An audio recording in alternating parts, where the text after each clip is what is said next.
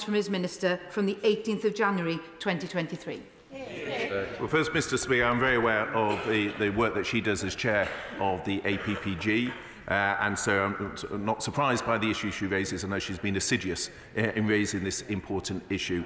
On the follow-up with my ministerial colleague, of course, I will flag that to them. But I draw her attention to the fact that the National Institute for Health and Clinical Research remains open to research proposals in this specific area, and I would encourage her through the work that she does on the APPG to ensure that bids are made to generate the evidence, which is what clinicians who make the decisions on prescribing need in this space.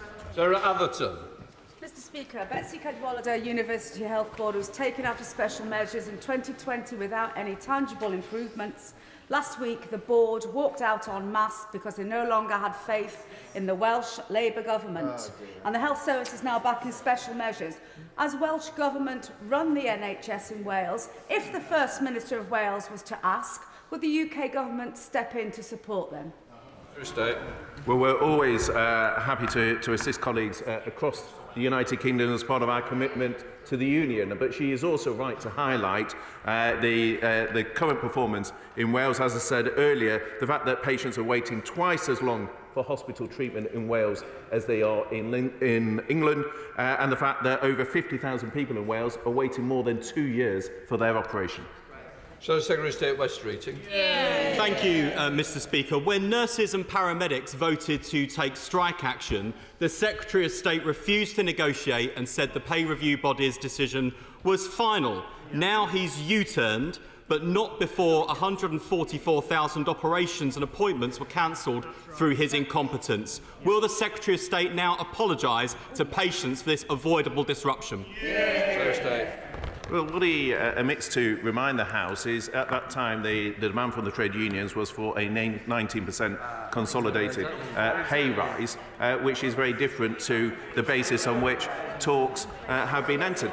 But the point is, we are in discussion with trade union colleagues. We have a shared purpose to address the very real challenges that we recognise that the NHS workforce has faced, particularly in the context of the pandemic, and a shared desire between the trade unions and the government to focus on patients and ensuring we get the right care in support of patients.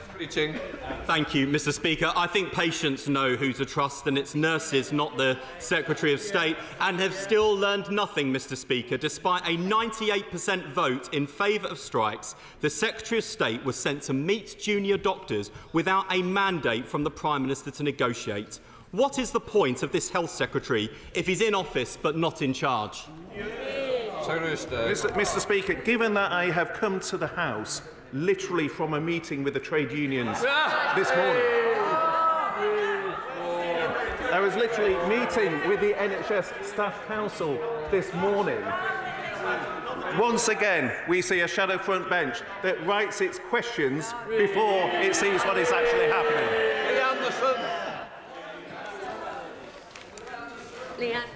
Thank you, Mr Speaker.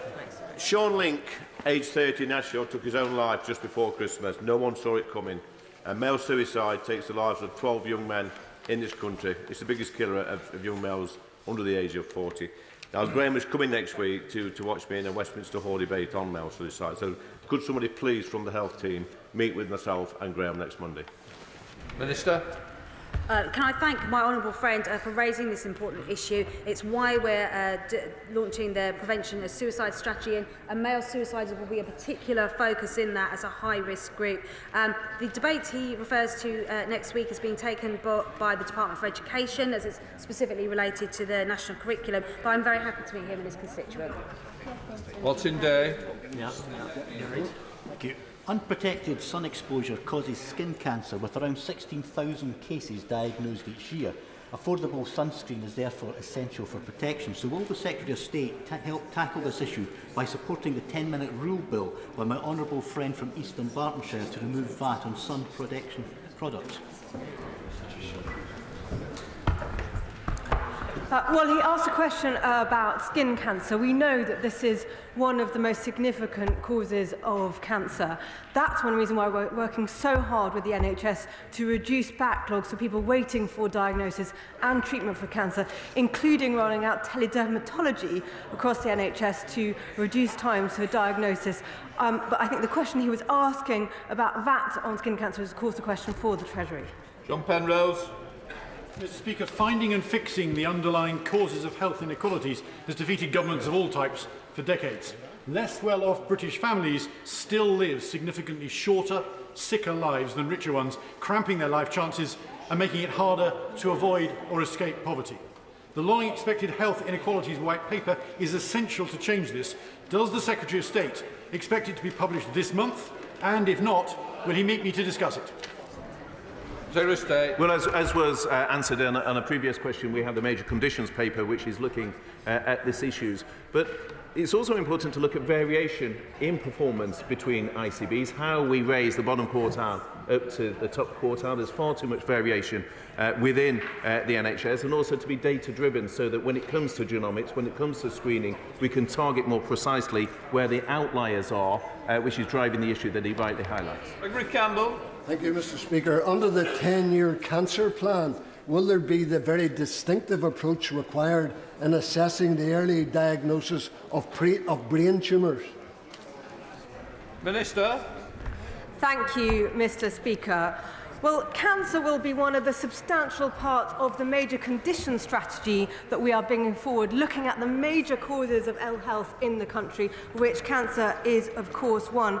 And one part of that, of course, is making sure that we are good at diagnosing cancer. And the earlier you diagnose cancer, the better you're able to treat it, and therefore the better outcomes for people with cancer. Chair of the Select Committee, Steve Bryan. Thank you. Can I welcome the announcement today of Professor Deanfield as the government's prevention champion with a focus on cardiovascular disease, one of the main causes of which is, of course, smoking. Can I ask where we are with the updated tobacco control plan and whether the Minister will look again at a smoke-free fund paid for by the tobacco industry to boost those new public health budgets?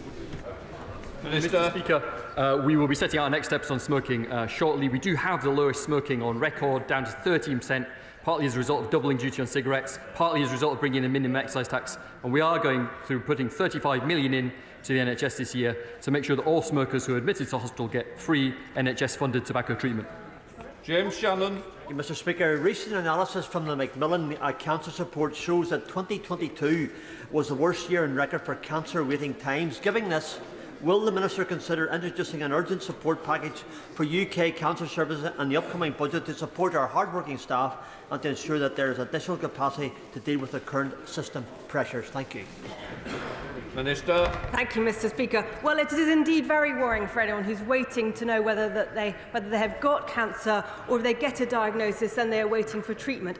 I can assure him we've got more people coming forwards for cancer checks at the moment, which is a good thing, more people being treated for cancer, and the NHS is reducing some of the backlogs following the pandemic. Sir David Evident. Mr. Speaker, can I welcome the government's actions on obesity today, but it remains an increasing health issue for our nation. Does my right honourable friend agree that education for children and parents on healthy eating is a top priority and should be? And can I urge this department to increase campaigns on the consequences of obesity? His question was so good I was eager, Mr. Speaker, to answer it earlier. But he is quite right to highlight that, and that's part of a wider thrust within government prevention, which is about how we empower the patient. And that's about getting more data to the patient, it's about using genomics, it's about using screening, so the patient is more informed and through that can opt to take decisions in terms of healthy eating, rather than the state try and impose that on them in a top-down manner. Judith Cummins. Thank you, Mr. Speaker. As chair of the All-Party Parliamentary Group on Osteoporosis, our recent report from the Royal Osteoporosis Society showed that an investment of just £27 million per year in fracture liaison services would deliver over £600 million in savings over 5 years for the NHS. So will the Minister meet with me and the ROS to discuss our report and commit to ending the postcode lottery by providing 100% coverage for FLS for over 50s in England? Secretary of State. Well, very happy for a member of the ministerial team to meet with the Honourable Lady. Obviously, she sets out a compelling case in terms of the return on investment. Clearly, we will need to scrutinise that in more detail. I'm sure colleagues will look forward to doing so. Manchester. Thank you, Mr. Speaker. With regards to the government's hospital buildings programmes, the Secretary of State knows Medway's case for it. With the hardest hit area during COVID-19, some of the highest health inequalities in the country, and one of the busiest A&Es in Kent. Will the Secretary of State visit Medway with me to look at urgent needs so we can be part of that hospital buildings programme for the future?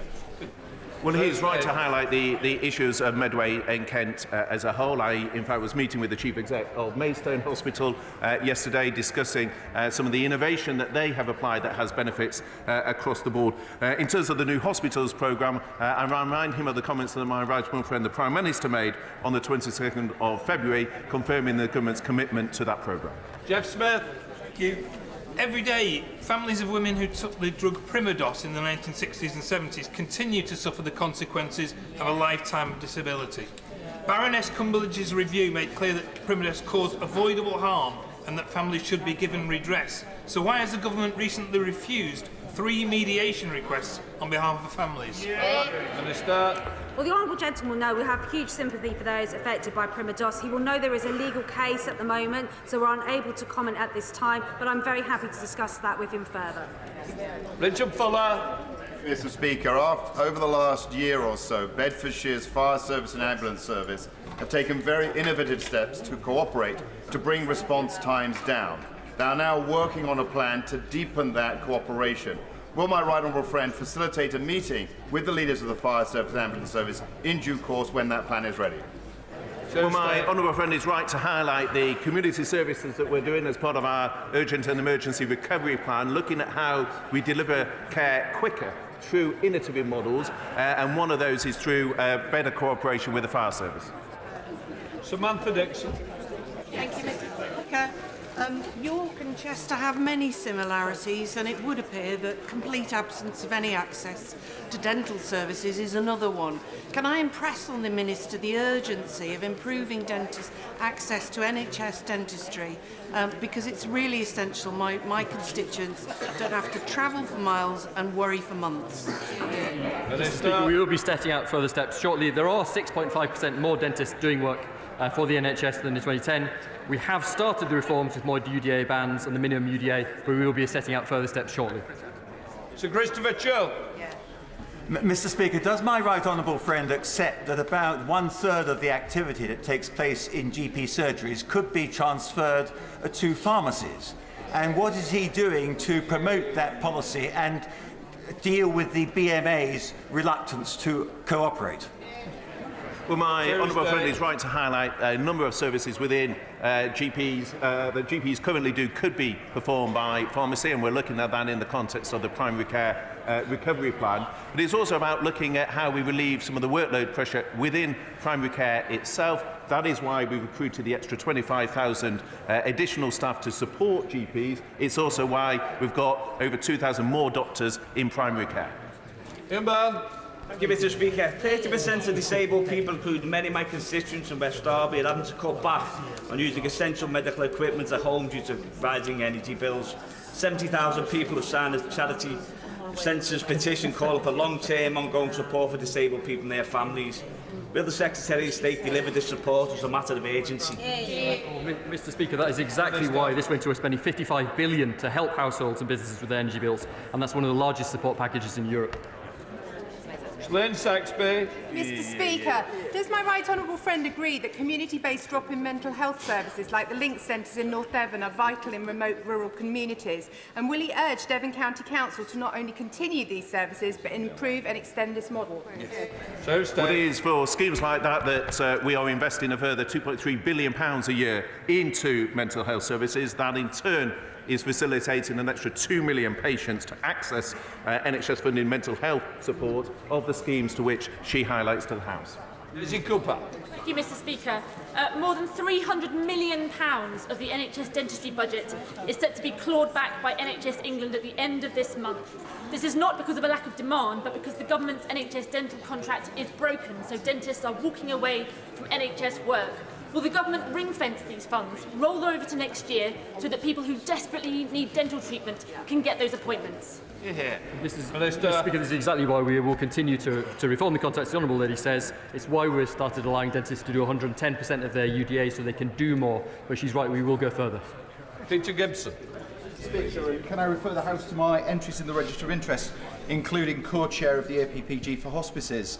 Now that ICBs have a duty to commission palliative care, what steps is my right honourable friend taking to assess delivery of this, and will he join me in calling for the North Eastern Cumbria ICB to listen to the hospices in the Tees Valley, which will save our hospices and save the NHS money? Well, he's right to draw the House's attention to the extremely important work that hospices do, and also the fact that commissioning decisions are devolved to the Integrated Care Board in order that they can target funding in the way that best serves local communities. And he's quite right to lobby on their behalf, and I'm sure his relevant ICB will take note of that. That completes health questions. Before we come to the statement on the illegal migration bill, I wish to make a brief statement. I'm aware that there are a number of cases before the courts which relate to the subject matter of the bill. Given the national importance of the issues to be discussed, I'm prepared to exercise a waiver and allow brief references to those cases. However, I would ask members to exercise caution and not to refer in detail to issues which are being considered by the courts. I now call the Home Secretary to make a statement.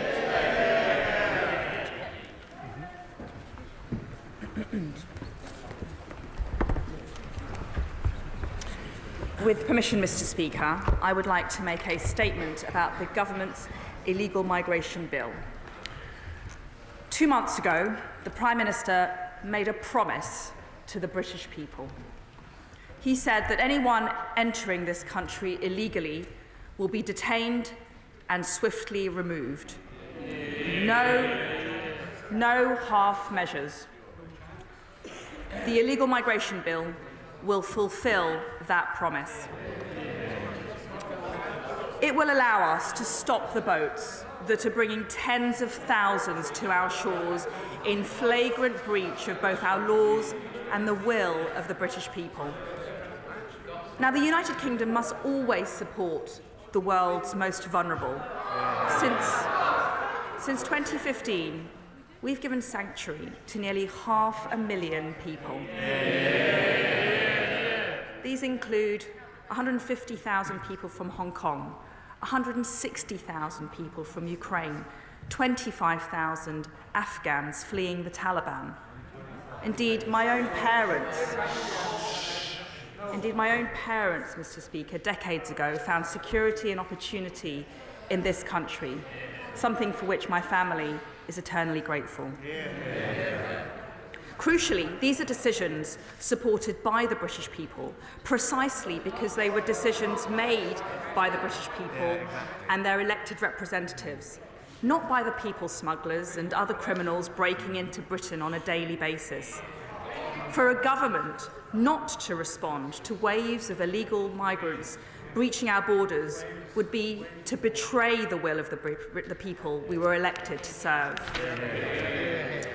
Now, the small boats problem is part of a larger global migration crisis. In the coming years, developed countries will face unprecedented levels with pressures from ever greater numbers of people leaving the developing world for places like the United Kingdom. Unless we act today, the problem will be worse tomorrow, and the problem is already unsustainable. Mr. Speaker, people are dying in the Channel. The volume of illegal arrivals has overwhelmed our asylum system. The backlog has ballooned to over 160,000. The asylum system now costs the British taxpayer £3 billion a year. Since 2018, some 85,000 people illegally entered the United Kingdom by small boat, 45,000 of them in 2022 alone. All travelled through multiple safe countries in which they could and should have claimed asylum. Many came from safe countries like Albania. Almost all passed through France. The vast majority, 74% in 2021, were adult males under the age of 40, rich enough to pay criminal gangs thousands of pounds for passage. Upon arrival, most are accommodated in hotels across the country, costing the British taxpayer around £6 million a day. The risk remains that these individuals just disappear, and when we try to remove them, they turn our generous asylum laws against us to prevent removal. The need for reform is obvious and is urgent. This government has not sat on its hands, Mr. Speaker. Since this Prime Minister took office, recognising the necessity of joint solutions with France, we've signed a new deal providing more technology and embedding British officers with French patrols. And I hope Friday's Anglo-French summit will further deepen that cooperation. We've created a new small boats operational command with over 700 new staff. We've doubled NCA funding to tackle the smuggling gangs. We've increased enforcement raids by 50%. We've signed a deal with Albania, which has already enabled the return of hundreds of illegal arrivals. And we're procuring accommodation, including on military land, to end the farce of accommodating migrants in hotels. But let's be honest, it's still not enough. In the face of today's global migration crisis, yesterday's laws are simply not fit for purpose. So to anyone proposing de facto open borders through unlimited safe and legal routes as the alternative, let's be honest, there are 100 million people around the world who could qualify for protection under our current laws. Let's be clear, they are coming here. We've seen a 500% increase in small boats crossings in 2 years. And this, Mr. Speaker, is the crucial point of this bill. They will not stop coming here until the world knows that if you enter Britain illegally, you will be detained and swiftly removed. Removed back to your country if it's safe, or to a safe country, a safe third country like Rwanda. And that is precisely what this bill will do. That is how we will stop the boats. Mr. Speaker, this bill enables detention of illegal arrivals without bail or judicial review within the first 28 days of detention until they can be removed. It puts a duty on the Home Secretary to remove illegal entrants and will radically narrow the number of challenges and appeals that can suspend removal. Only those under 18, medically unfit to fly, or at a real risk of serious and irreversible harm, an exceedingly high bar in the country we are removing them to, will be able to delay their removal. Any other claims will be heard remotely after removal. And when our Modern Slavery Act passed, the impact assessment envisaged 3,500 referrals a year. Last year, 17,000 referrals took on average 543 days to consider. Modern slavery laws are being abused to block removals. That's why we granted more than 50% of asylum requests from citizens of a safe European country and NATO ally, Albania. That's why this bill disqualifies illegal entrants from using modern slavery rules to prevent removal. Mr. Speaker, I won't address the bill's full legal complexities today. Some of the nation's finest legal minds have been and continue to be involved in its development. But I must say this. Rule 39 and the process that enabled the Strasbourg court to block at the last minute flights to Rwanda after our courts had refused injunctions was deeply flawed.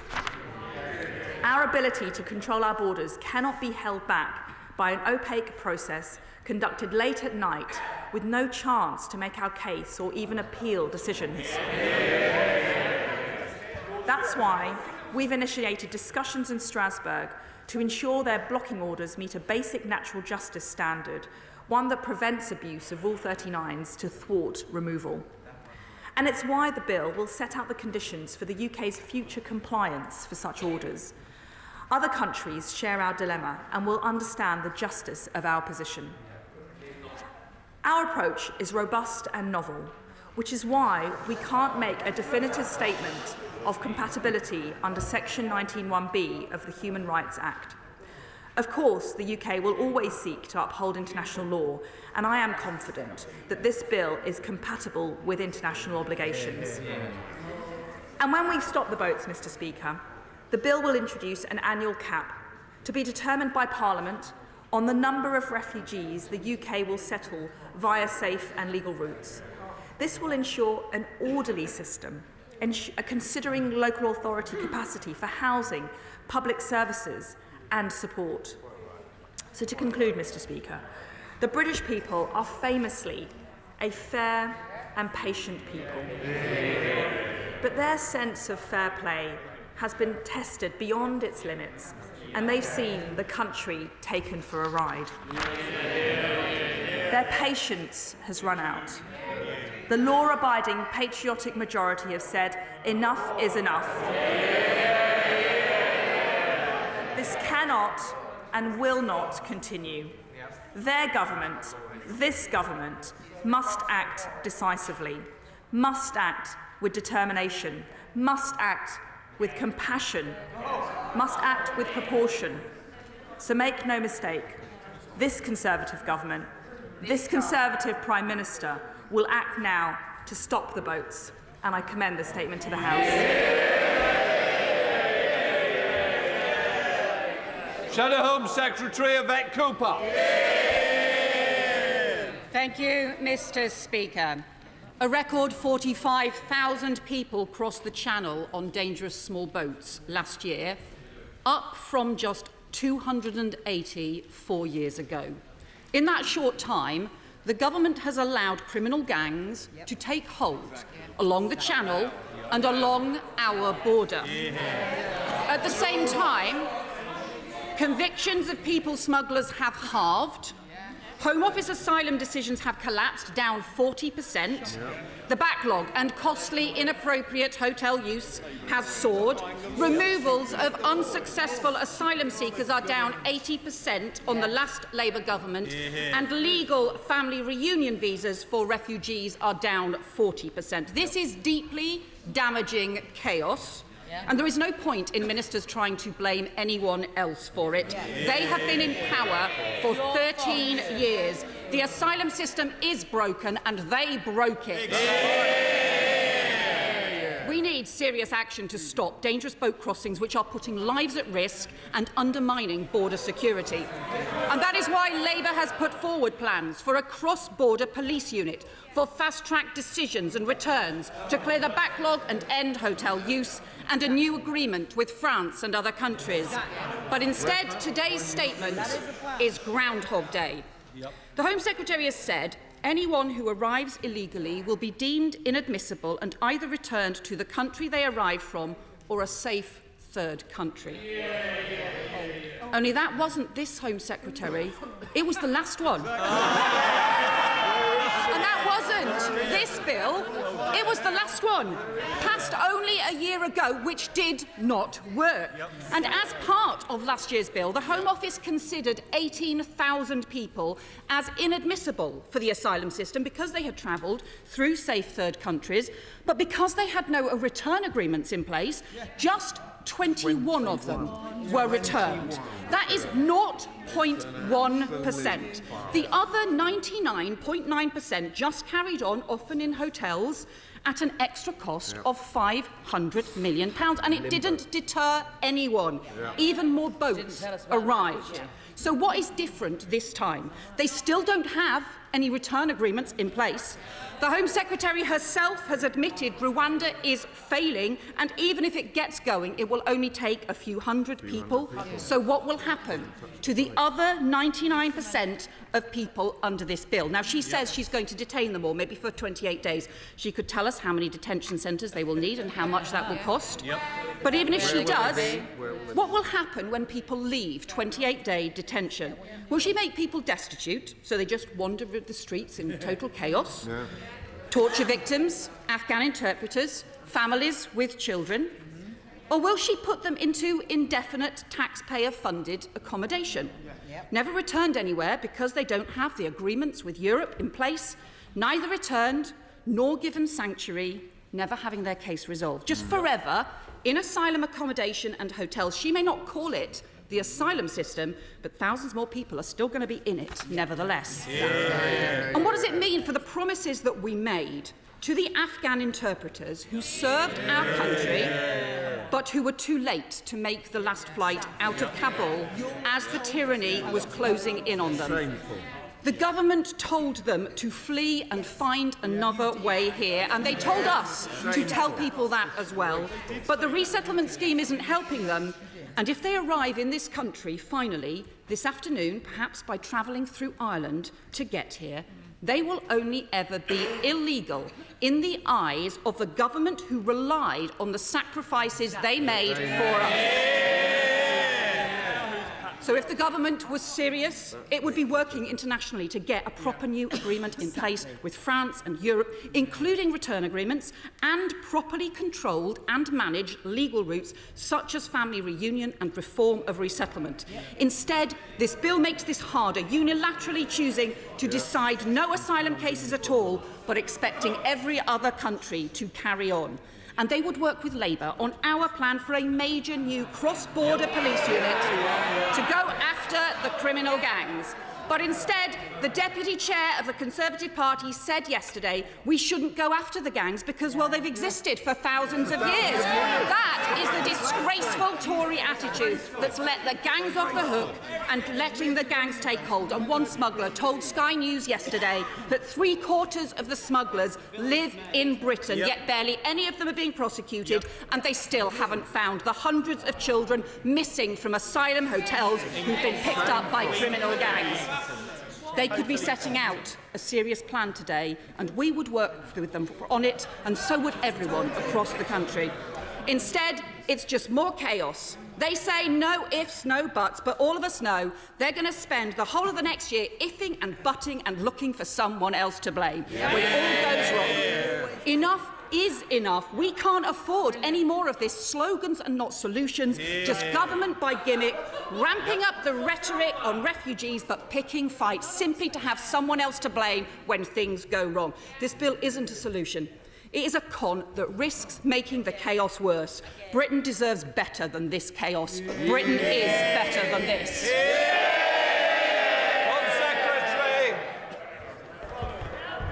Mr. Speaker, I thank the Right Honourable Lady for her remarks, but forgive me, after 5 minutes of hysteria, histrionics and criticism, I'm still not clear. I've just got no idea what Labour's plan is.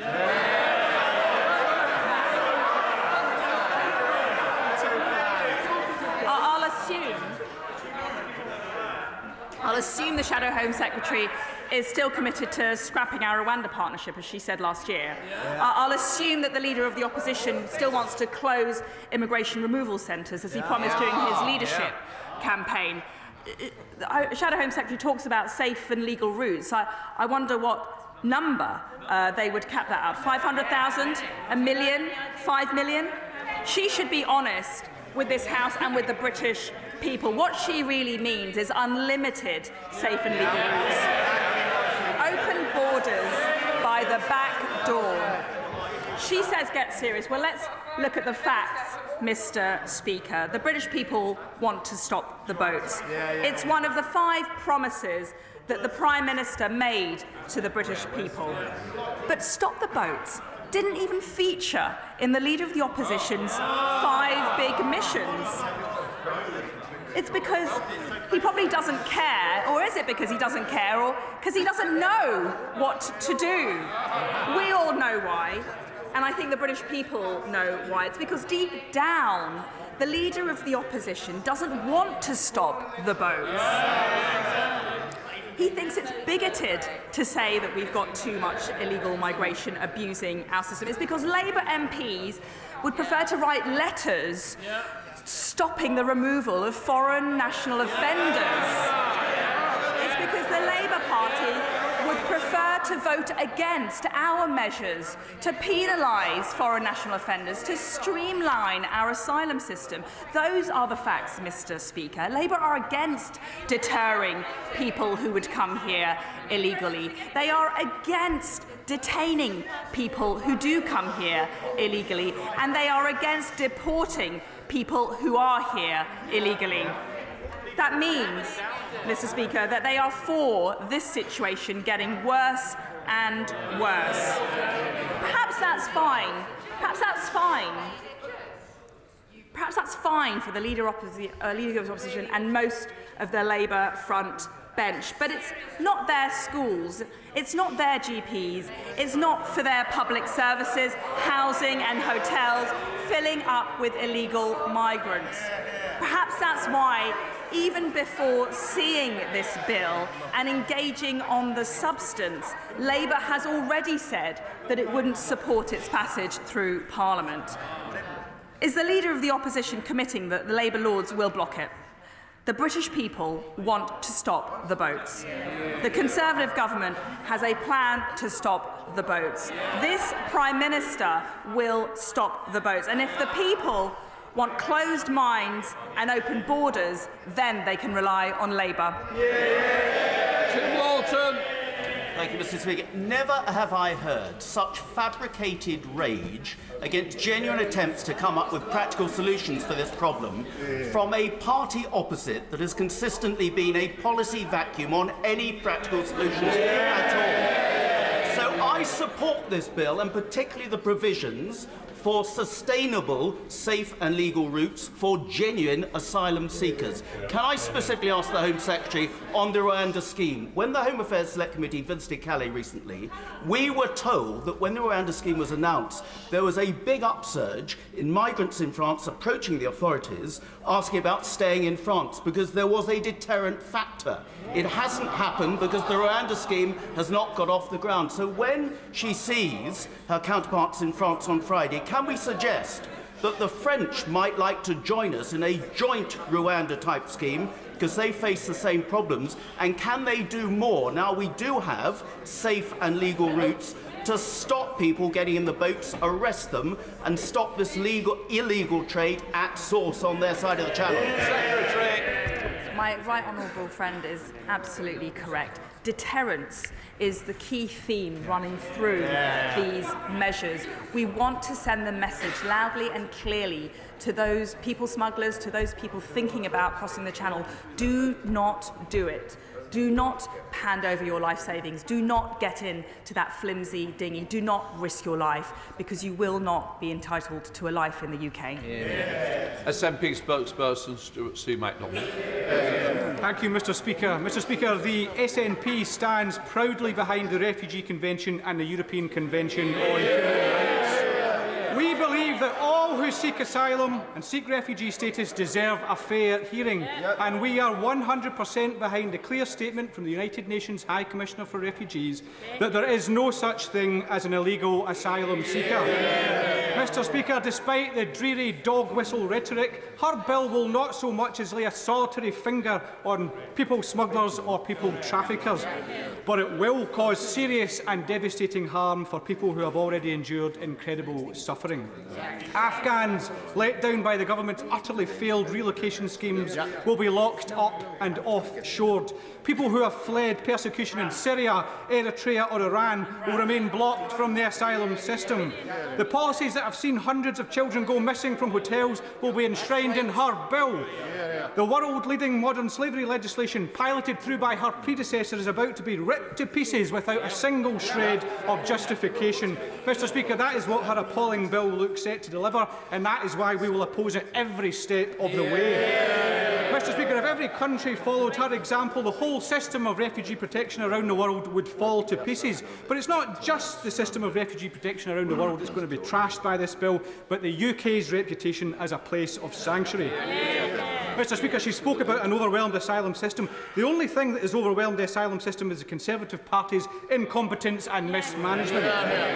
Ugly, likely to be counterproductive and of doubtful legality. That's how one of her own ministerial colleagues described the Rwanda plan, and that also beautifully encapsulates what's in her bill. So, Mr Speaker, 2 questions for the Home Secretary. What happens then if an Afghan arrival cannot be removed to Afghanistan, France, Rwanda or anywhere else? Will he or she eventually be admitted to the asylum system, and if so, after how long? And finally, Mr Speaker, when the Prime Minister meets with President Macron, will he be telling the President that the UK is prepared to leave the European Convention on Human Rights? Home Secretary. Mr Speaker, a lot of passion, a lot of fury and a lot of fire. I would only wish that the Scottish Government would bring so much passion to their approach to accommodating asylum seekers when it's Scotland who currently takes one of the lowest numbers of asylum seekers out of our United Kingdom. Our measures set out a comprehensive and coherent plan combining fairness and compassion. Lee Anderson. Thank you, Mr Speaker. Now then, when asked by a reporter if foreign rapists and murderers should be deported to the country where they came from, the lawyer of the opposition replied, "It depends." Well, I say get rid. So does the Home Secretary.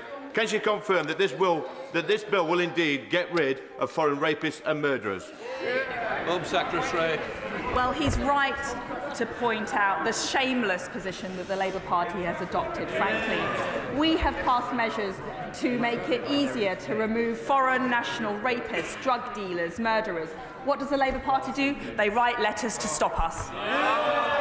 Chair of the Select Committee, Dame Diana Johnson. Mr Speaker, in the Home Affairs Select Committee report, which was published last summer on Channel Crossings, we found that small boats had not overwhelmed the asylum system, as the Home Secretary is claiming today. The backlog has been allowed to grow since 2013 and is now over 160,000. And we said poor resourcing by successive governments of staff and technology in the asylum operations function of the Home Office has been a significant factor in its collapse. In our report, we also found that the government should deal with the backlog, expand safe and legal routes, and negotiate a returns policy with the EU. So can the Home Secretary tell the House what progress has been made on expanding safe and legal routes and progress on a returns policy with the EU? Home Secretary. Well, I think it's clear for everyone to see that our asylum system has been overwhelmed by unprecedented numbers of people arriving here and very high numbers being processed currently. We have made good progress both with the EU and our counterparts in France, and that's why I'm very much looking forward to the Anglo-French summit this Friday that our Prime Minister is going to be leading with the French President to discuss this issue in more detail. Simon Fell.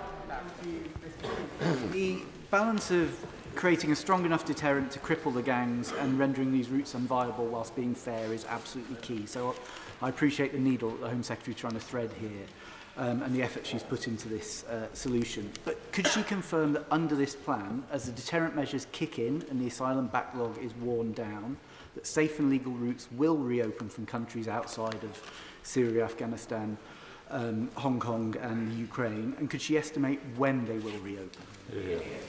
Home Secretary. We do have several schemes which are open to people from all nationalities to come here via safe and legal routes. We will, thanks to this bill, be having a more comprehensive discussion, a decision endorsed by Parliament, and one which has more legitimacy in how we go forward on allowing safe and legal routes furthermore into this country.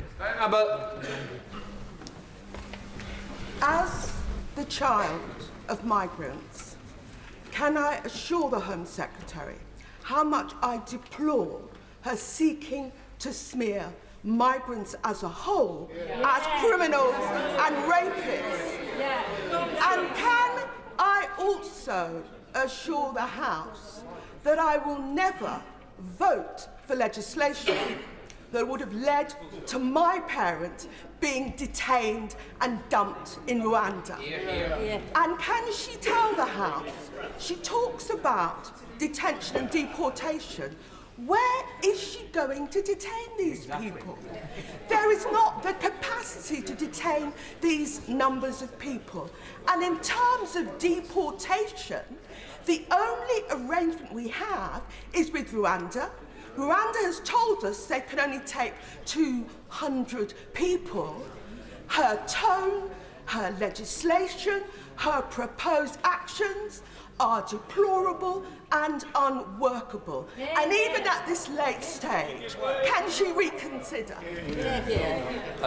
With respect to the right honourable lady, it is wrong and frankly naive and inflammatory to conflate people who come here legitimately, abiding by our laws, and come here on a legal basis, and those who are coming here breaking our laws illegally and putting themselves and others at risk. I urge her to choose her words carefully. Amanda Billing. Thank you, Mr. Speaker. I welcome the Home Secretary's statement and the measures she set out today. What would be her key message to my constituents who are angry about the use of hotels to house asylum seekers in and around Cannock Chase? Home Secretary. The message I would send to her constituents is that we need to stop the boats coming here in the first place. And once we succeed with that objective through the measures in this bill, then we will be able to stop them being accommodated in hotels. Paula Barker. Thank you, Mr. Speaker. The Rwandan government has said that they are only able to take 200 people. So can the Home Secretary tell this House what will happen to the 44,800 others that are waiting in the system? Can she also tell this House if she believes the £120 million that has gone to Rwanda is value for money? And also, will she also confirm that an additional approximately £12,000 per refugee for process costs will also be added to the Rwanda bill? Well, I'm incredibly proud of what the Conservative government achieved in securing the agreement, the groundbreaking, world-beating agreement with our friends and allies in Rwanda. And I put on record my thanks to my right honourable friend, the member for Witham, for leading that work. Our scheme with Rwanda has been upheld by the High Court just at the end of last year. That's a big step forward in our litigation, and we look forward to working with our friends in Rwanda to delivering it. Sir Edward Lee. Although it's been all over the press this morning, West Lindsey District Council has not still been informed officially that the Home Office is planning to place migrants in RAF Scampton, former RAF Scampton. We have just announced yesterday, after 2 years of work, a £300 million scheme to have the best ever handover of an MOD base, the home of the damn bastards, business, tourism, heritage. Will the Home Secretary assure me that if she overrides our objections and places migrants here, that she will work closely with me and the Council to ensure this is strictly temporary and that in no way does this upset the best deal that has ever come to North Lincolnshire?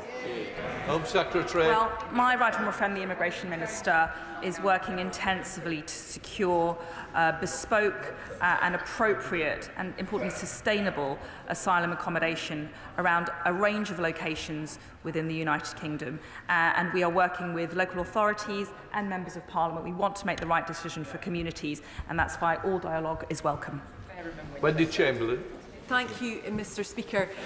Torpiki Amrakil, an Afghan journalist and former announcer on Radio Afghanistan and the UN radio station UNAMA, drowned in Italian waters on the way to Europe last weekend.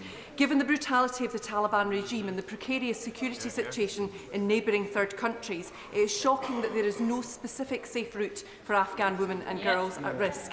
We have failed the people of Afghanistan at every stage, and the UK is an outlier in this regard. So what steps is the Home Secretary taking to create a specific safe route, or at least ensure existing promises are being kept?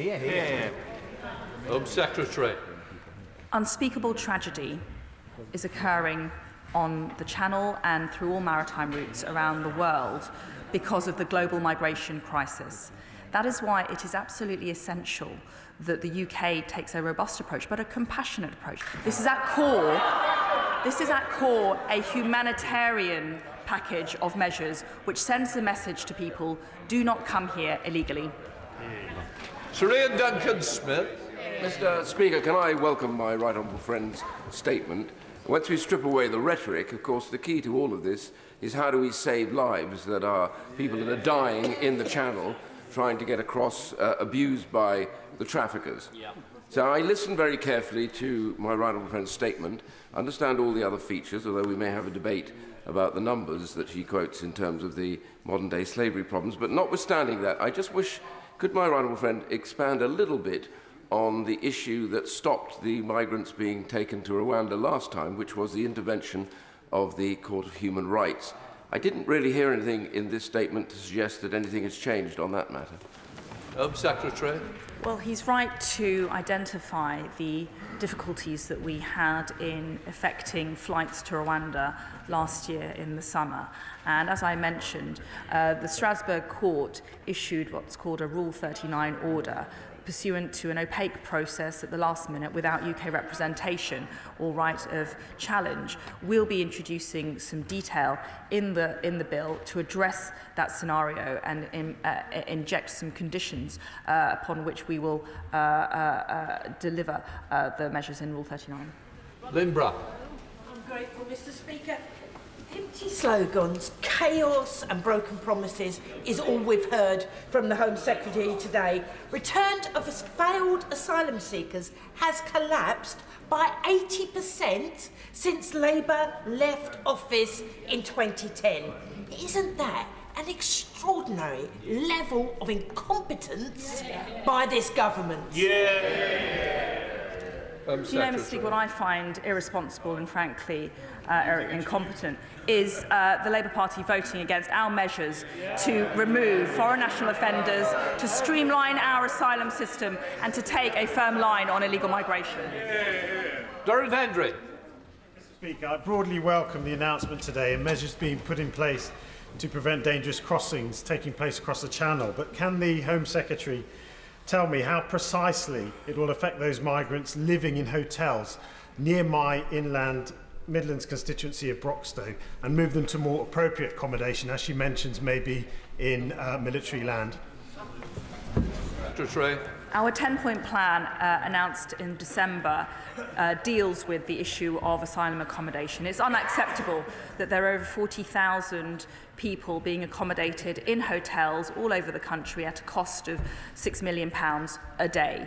Therefore, my right honourable friend, the Immigration Minister, is working intensively with other departments, with local authorities all over the country to identify and procure sustainable and appropriate asylum accommodation. Joanna Chorry. Thank you, Mr. Speaker. The Home Secretary has often said that she would be quite happy if the United Kingdom left the European Convention on Human Rights.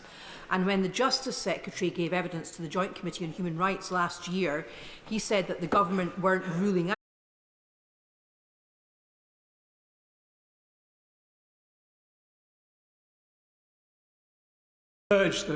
They've been in the hotels for 12 to 18 months. I'm amazed at the range of skills and qualifications that they have. All they want to do is they just want employment. They want to be able to contribute. They want a job. They want to contribute to our society and our economy. But they're trapped in this system because of lack of processing. I take up their cases and I get sheets of responses which are the same 3 or 4 sentence responses, and it moves no further. Can I ask the Home Secretary, could she at least provide the House with a monthly report on how the processing of these cases is providing? And can I also just say to her this? Can I just say one final thing, Mr. Speaker? Could I ask her to please tone down her inflammatory language? It's putting these people at risk and those who represent them. Secretary. Well, we are making good progress on bearing down on the legacy backlog within our asylum system. We've increased the number of decision makers, we've streamlined the decision-making process, and we're increasing productivity. And we will continue to bear down on that because that is a big factor in the hotel accommodation. Kevin Foster. Thank you, Mr. Speaker. This issue is always one of the toughest in government, but we're not the only country facing it. You can see, for example, the transformation Greece has made of the situation in the Aegean over the last 6-7 years. Now, whilst the bill will change many of the legal aspects of this, ultimately it's about how we can actually practically make this work. So what reassurance has she got that we'll actually be able to create the relevant amount of detention capacity, have the amount of removal capacity necessary, without impacting on other vital immigration removal work, like the removal of foreign national offenders? Home Secretary. May I just put on record my thanks to my honourable friend. He was an excellent minister at the Home Office who shepherded through many of the measures in the Nationality and Borders Act which are now being delivered to combat this challenge, and we build on the achievements of that legislation. We will be rolling out a programme of increasing immigration detention capacity, and that is something on which we're working intensively. Hal Williams. Thank you, Mr. Speaker. Safa, who is a Syrian refugee, escaped from Daesh for her own safety, to save her life. Now, she thinks that the government's plans will make others in her situation feel suicidal. And she told me, with the government's policy, when you arrive, the dream is broken, it is gone. Still, my family have settled in Wales and contribute to society. Now, I want to say to Safa that she is welcome and that we want her to stay as long as is necessary. What does the Home Secretary have to say to Safa? Well, I'm very proud of our track record of welcoming people through humanitarian routes who are fleeing war, persecution and other conflict, whether it's from Afghanistan, Syria or Hong Kong. That's a record of which I'm very proud. Manchester. Thank you, Mr. Speaker. I very much welcome the government's renewed commitment to dealing with illegal migration. As a Kent Member of Parliament, we're at the front line of illegal immigration, and repeatedly we've been told by government tough measures will be taken, yet numbers have gone up. My constituents want tough, decisive action, and I asked the Secretary of State this. The Secretary of State says we will be having discussions with our French counterparts. Well, in 2010, we signed the Lancaster House Agreement with France on defence and security. How will these new measures address what the challenges were previously to ensure that we have tough, decisive action to deal with illegal migration? Secretary. We struck a new deal with France at the end of last year. That saw an increase in the number of French personnel patrolling the French beaches. It saw a new development with British Border Force officers working and being located in France, working side by side, French police officers, and it's led to greater collaboration and intelligence sharing so that we can clamp down on the people smuggling gangs. Khalid Mahmood. Thank you, Mr. Speaker. My grandfather, his brothers and cousins came to this country in boats, but they came through the British Merchant Navy, and they were proud British mariners who came in, set up in Newcastle and helped the war effort to continue with that. As a descendant of them, this Home Secretary is bringing forward legislation which she knows is not workable. She's not been able to achieve any of this. If you look at the record in terms of the non-return agreements, she doesn't have any. If you look at the policies of what she's going to deal with people that are here, she can't do anything with that. Isn't the truth this? This is purely to deal with the political agenda that she has to try and get the red wall seats, but she's trying to do that at the expense of xenophobia and racism, and that is not conducive. That is not conducive to our constituents of the country. Secretary. It's irresponsible to suggest that someone who wants to control our borders, someone who wants to say that the numbers are out of control and we need a firm line, a compassionate line, but a firm line on migration, is racist. That is irresponsible, it's wrong, and it shouldn't be put forward. Francois. Thank you, Mr. Speaker. I warmly welcome the principle of the bill, not least as the whole House knows these people traffickers are immoral and utterly heartless. But the elephant in the room, as has already been alluded to, is the ECHR. Unless we can somehow face them down, we will remain tied up in legal knots in our own domestic courts and ultimately in Strasbourg. So can the Home Secretary assure the House that when we see the bill, it will contain specific measures to do that so that the bill will achieve its purpose? My honourable friend is right to highlight the legal complexity of this issue. There will be measures relating to Rule 39 orders, and I refer him to disapplication of Section 3 of the Human Rights Act, and that sends a message to the judiciary about how Parliament intends for this bill, this Act of Parliament, subsequently to be interpreted in the courts. Stella Creasy. Thank you, Mr. Speaker. My constituent risked his life working for the British forces in Afghanistan. He and his family were invited to the Baron Hotel, but because of an explosion, they couldn't make it, and his family now live in fear in the region. We've been told because he is a British citizen, his children are not eligible for the ARAP scheme.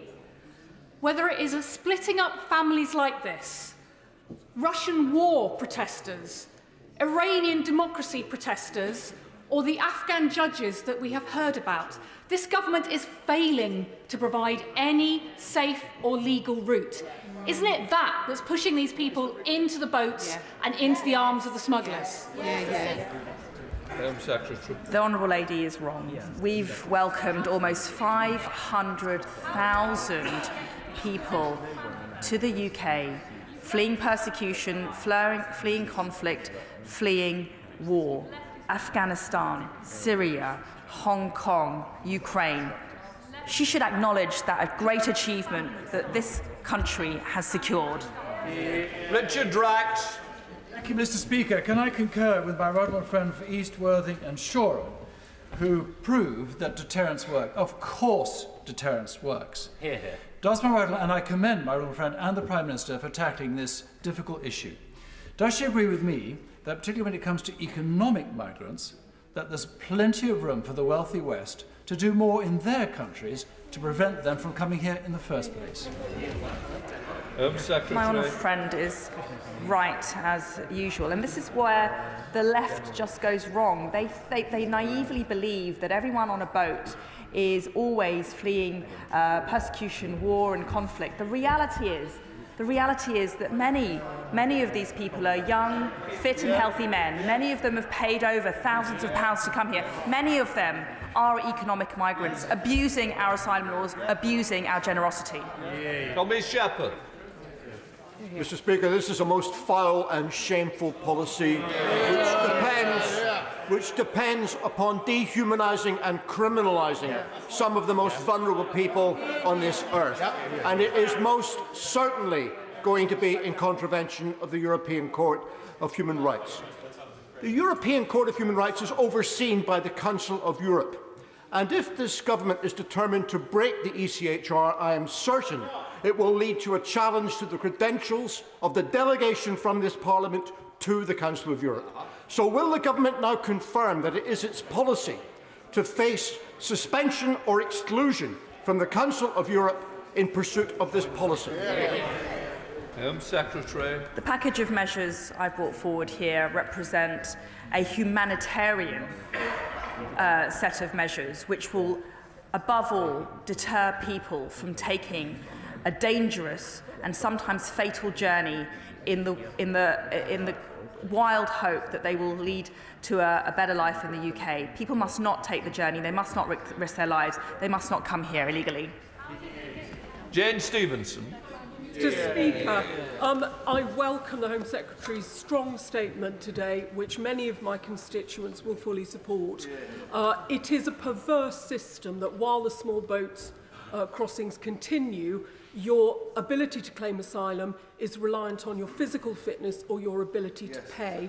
And I thank her for being absolutely clear that there are many tens of millions more people who would want to and be entitled to claim asylum than we could ever hope to welcome. So rather than the open borders calls from opposite, we have to be pragmatic, we have to be fair. Does she also agree with me that, as my honourable friend said, the Western world has to unite and deal with the poverty and developing nations, and until developing nations are assisted to develop with education and business and trade links, we will see an acceleration of this problem.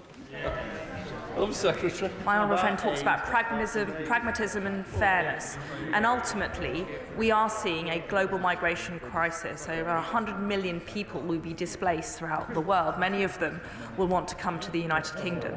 The simple truth is that we will not be able to take in everyone who wants to come here, and we need to therefore develop a system which is fair, compassionate and pragmatic. Stephen Timms. Right, Ruth Cadbury. Speaker. Like my colleague, my right honourable friend from Hayes and Harlington, I have hundreds of asylum seekers living in hotels in my constituency, and I've met many of them. They've come, they've been fleeing war and terror. They want to work, their children are in school. They're living in shocking conditions while murky layers of contractors and subcontractors are skimming off significant profits. Why is there nothing in this bill to address the collapse of the immigration decision-making that leaves these people in this kind of limbo? Home Secretary. Well, our 10-point plan has many elements to it. We need to introduce legislation to stop the boats coming in the first place. We then need to bear down on our asylum backlog so that the numbers of people accommodated in hotels in limbo is dramatically reduced. That's the fair thing to do. It's the compassionate thing to do.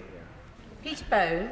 Thank you, Madam Deputy Speaker. People coming across in the small boats are smuggled. They spend thousands of pounds to get here. People who are trafficked come here without paying any money, or are duped and then forced into exploitation. But many, Madam Deputy Speaker, who are coming across in the small boats claim exemption under the Modern Slavery Act. Has the Home Secretary taken that into account? Because I'm very emphatic on this. It's damaging the genuine victims of human trafficking, this abuse. Home Secretary. He's absolutely right. It used to take 100 days for us to consider a claim for modern slavery. It's now taking over 500 days. It's because there has been a massive influx of people claiming to be victims of modern slavery. And what that's doing is it's impeding our ability to help the genuine victims of modern slavery, which can't be good for anyone. Caroline Lucas. Thank you, Madam Deputy Speaker. Does the Home Secretary recognise that it is positively Orwellian, as well as morally repugnant, to seek to ban people from claiming asylum unless they use safe and legal routes, when those routes barely exist, and when they do exist, they don't function? One of the very few legal routes is the ACRS Pathway 3 from Afghanistan, and it is a total shambles. As of January this year, according to the House of Commons Library, not one person, not one, has actually arrived in the UK under that pathway. So instead of this shameful, divisive, dog whistle legislation, will she urgently open and make work safe and legal routes as the only way to stop the small boats? Home Secretary. Her faux outrage is commendable, Madam Deputy Speaker, but the reality is just not borne out by the facts. We've accepted nearly 500,000 people through safe and legal routes for humanitarian reasons. That's a track record of which I'm very proud. I wish she would be too. Simon Clark. Thank you, Madam Deputy Speaker. We've heard a great deal, I'm afraid, from the other side of the House today, setting out precisely what they think of my constituents, who believe that we need to control illegal immigration, and that the issue of small boats in the Channel is the top priority that needs to be brought under control, precisely because it will demonstrate that the government is listening to their priorities and making sure that this country is able to control our borders. That being the case, we all hope this legislation will succeed. But will my right honourable friend promise that if it is frustrated by the European Convention on Human Rights, that we will commit to leave it? Because leave it we must, if in the end this legislation is installed. Home Secretary. Well, as we saw last year, the Strasbourg court issuing its Rule 39 order pursuant to an opaque process and one which the UK wasn't represented was deeply regrettable. And therefore we are addressing that particular issue in this bill to avoid that scenario playing out again. But in our view, this bill complies with our international obligations and we must take these measures now promptly. Dame Neil Griffith. Thank you very much indeed, Madam Deputy Speaker. Well, the Home Secretary has just said that when she stopped the boats, the bill will introduce an annual cap on the number of refugees the UK will resettle via safe and legal routes. Well, this is really putting the cart before the horse. The Home Secretary knows perfectly well that the legal routes are barely there and are failing. So will she now consider immediately piloting more and better safe and legal routes from those countries like Afghanistan where people's lives are constantly in danger? Home Secretary. Forgive me, but that question just displays the Labour Party's naivety and lack of realism. It is not right to say that everyone coming here is coming here for asylum, genuine asylum or humanitarian reasons. That's why we need to take a measured approach, a compassionate approach, a pragmatic approach. Dr. Caroline Johnson. My constituents are very concerned about the number of boats coming across the Channel, and they and I will welcome this government's measures to resolve the problem. But the Rwanda scheme remains unacted. It's mired in court action, and some constituents are wondering why the democratic will of Parliament that they have elected is taking so long to bring forward. How will my right honourable friend ensure that the bill that she's announced today does not face the same fate? Home Secretary. Well, the Rwanda partnership has been tested rigorously in the High Court. And that's why I welcomed the judgment of senior judges who upheld the partnership as being lawful and as being compliant with human rights laws and the Refugee Convention. It's a big step forward in terms of vindicating the decision and the partnership that we struck with our friends in Rwanda, and we will await the outcome of further litigation. Dan Jarvis. Thank you, Madam Deputy Speaker. Between October and December of last year, 1 in 3 people making the journey had come from Afghanistan. Now, the government say that Afghans should use safe and legal routes to get here, but by their own figures, only 1 Afghan was relocated in the month of December through the ARAP scheme. Government's own figures. Those left behind, of course, include those who sacrificed everything in support of the UK's mission in Afghanistan, many of whom have already been brutally murdered by the Taliban, and many more undoubtedly will be killed. So can the Home Secretary say that she will honour the commitments that have been previously made to those who served alongside us in Afghanistan? And if she will honour those commitments, how is she going to ensure that they receive safe passage? As I've mentioned quite a few times now, but it bears repetition, we've been proud to welcome 20,000 people from Afghanistan fleeing the troubles. They're fleeing the Taliban. We've also got a family reunification scheme to enable family members to join their family here. That's a record of which we should be proud, and I really encourage the honourable gentleman to support it. Best in Europe. Andrew Bridgen.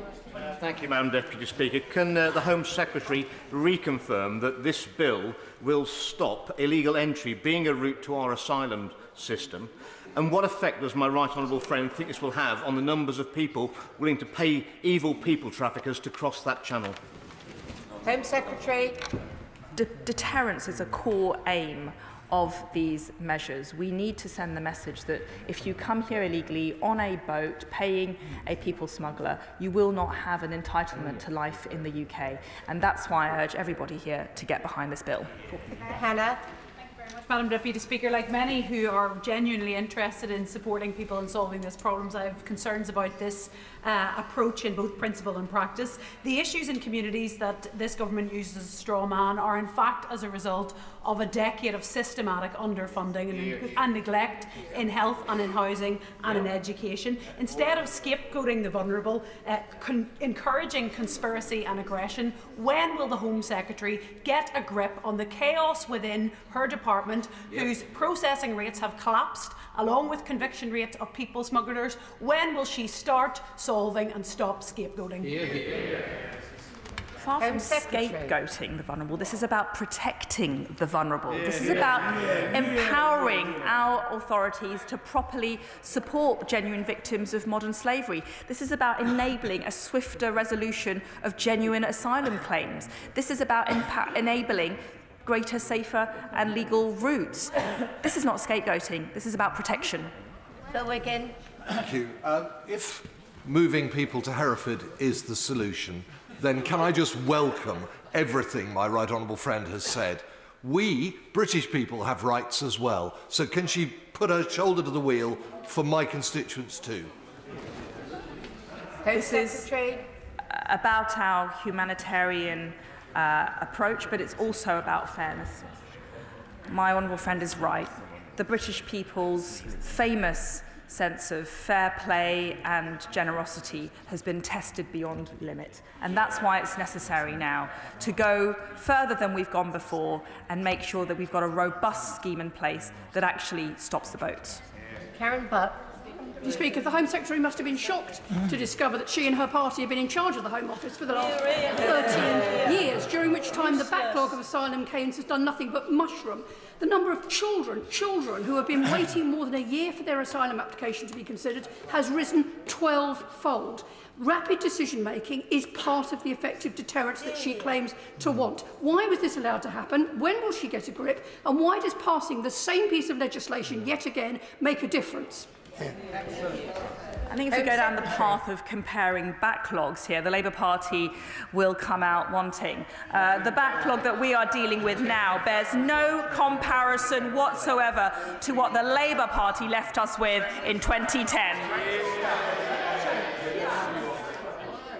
James Daly. Very much indeed, Madam Deputy Speaker. Can I warmly welcome this legislation, and can I confirm with the Home Secretary that running through this is the central theme that the only route to asylum in the UK is a safe and legal route with an annual cap on the number of refugees. And the annual cap is the crucial point. This is democratic accountability.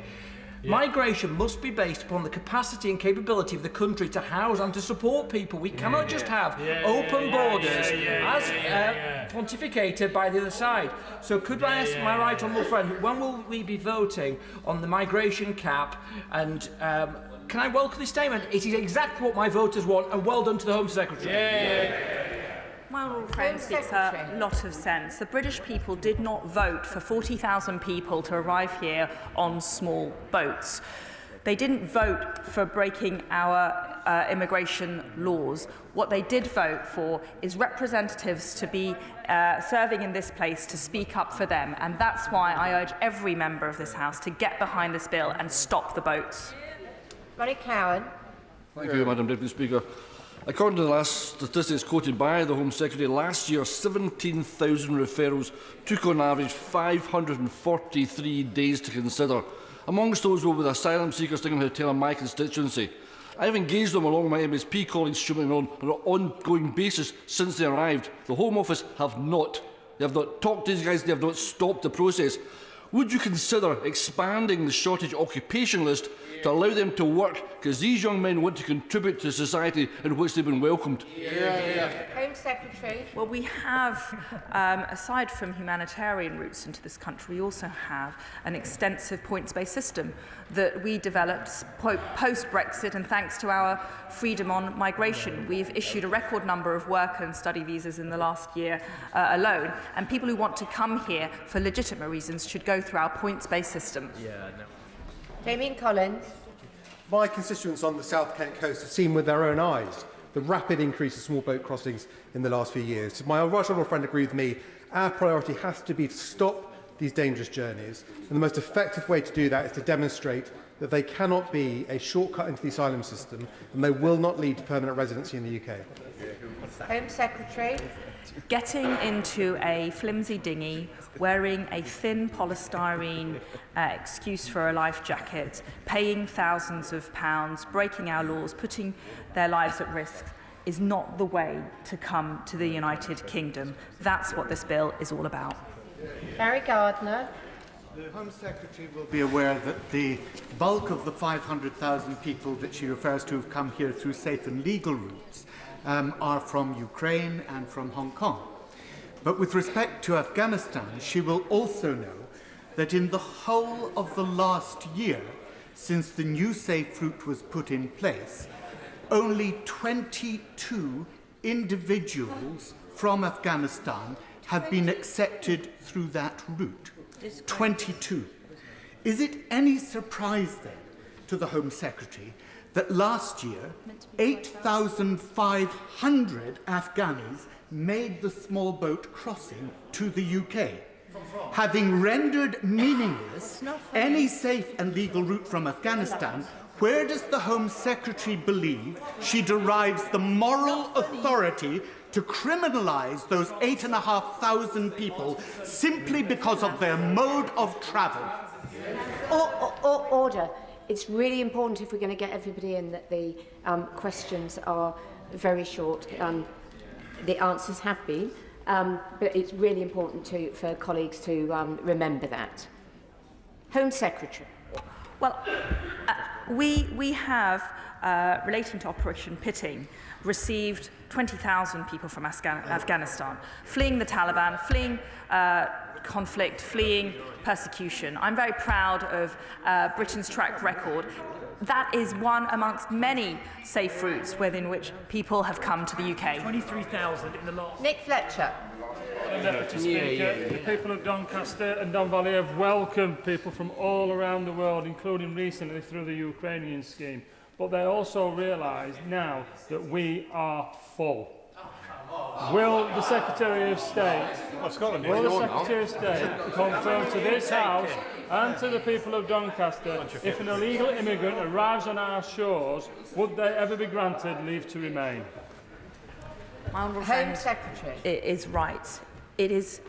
We are at unsustainable levels of people coming here illegally. It is putting unsustainable pressure on our accommodation, on our public services, on our resources. That cannot continue, and that's why we need to adopt a different approach when it comes to the dealing of asylum cases.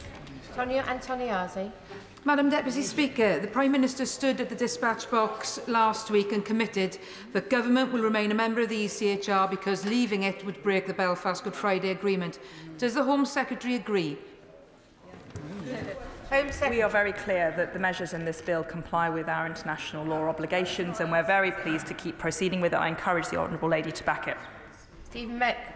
Thank you, Madam Speaker. I hope the whole House will welcome and support my right honourable friend's proposals, because my constituents have rightly been frustrated by our inability thus far to tackle illegal migration and control our borders.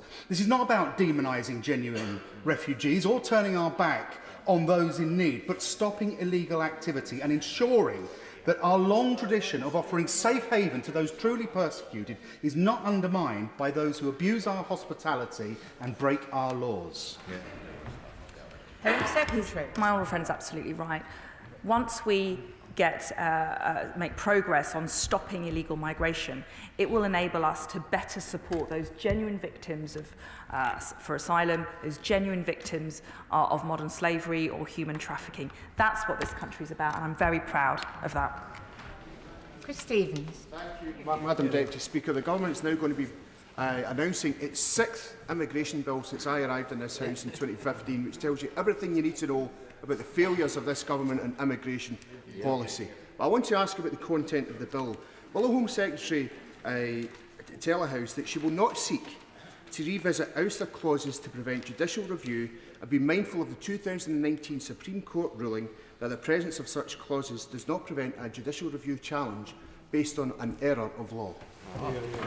Home Secretary. On closer inspection of the bill, I hope he will see what we have put forward, and that is that we will dramatically reduce the avenues and options for legal challenge, which are often used to thwart removal. It's important that we do that within the law to ensure that our operations can actually be delivered effectively. David Jones. Madam Deputy Speaker, I congratulate my right honourable friend on the introduction of this legislation. She's made clear that she intends to secure that the only route to asylum in the UK will be a safe and legal route with an annual cap on the number of refugees. That is the correct and humane approach. And does she agree with me that those who advocate another approach are doing no favours either to the migrants or indeed to their own constituents? Home Secretary. My right honourable friend is absolutely right. Safe and legal routes, capped, legitimised through a decision by Parliament, is the right way to support people seeking refuge in this country, not by perpetuating an evil trade in people smuggling. Andy Slaughter. Thank you very much, Madam Deputy Speaker. Afghan refugee children who were just about to take their GCSEs in schools in my constituency have been forced to move 200 miles from the hotel they spent the last 18 months in to other hotels. No school places have been arranged for them where they are going, and the Home Office initially denied that they'd moved at all. Is that the level of competence that the Home Secretary is happy with? Will she look at those cases and look at her whole policy on immigration, which is just failing? Yep. Well, when we introduce measures to streamline our asylum process and to hasten decision-making, the Labour Party voted against them. So seriously, he cannot complain now when there are challenges with accommodating people because they are waiting for an asylum decision and they are being housed in hotels. Holly Mumby-Croft. You, Madam Deputy Speaker. My constituents in Scunthorpe are rightly proud of this country's historic record of providing sanctuary for those in need. But they are deeply unhappy to see the numbers of small boats crossing and the economic migrants. And they're deeply distressed to see men, women and children losing their lives in the Channel at the hands of people traffickers. Will she do all she can to ensure these plans going forward strike the right balance, ending these illegal and dangerous crossings, but also ensuring we can provide sanctuary to those who arrive here legally? Secretary. Yes, these measures make clear that if you are going to embark on a treacherous and illegal journey, being exploited by people smugglers, coming here and make a spurious asylum claim, you will not be able to settle here. You will not have a life in the United Kingdom. There will be safe and legal routes available to you. Thank you, Madam Deputy Speaker. It's the oldest trick in the book. When poverty is rising and the rich are getting richer, when wages are falling and people are struggling, the powerful say that the problem isn't greedy bosses or government cuts. The problem, they say, is migrants and refugees. That's what's happening when the Home Secretary whips up fear about an invasion on the South Coast and announces this pledge to cut up our commitment to the UN Refugee Convention, demonising people who come here by boat while refusing to create new safe legal routes for refugees. So how many refugees will the Home Secretary lock up before she accepts that we need a compassionate approach, not this callous and cruel policy? I refuse to take lectures from a Member of Parliament who wrote a letter to the Home Office to ensure that the removal of a foreign national offender convicted of serious and heinous crimes was not deported from this country. That person then went on to murder. A shameful stain on the Labour Party.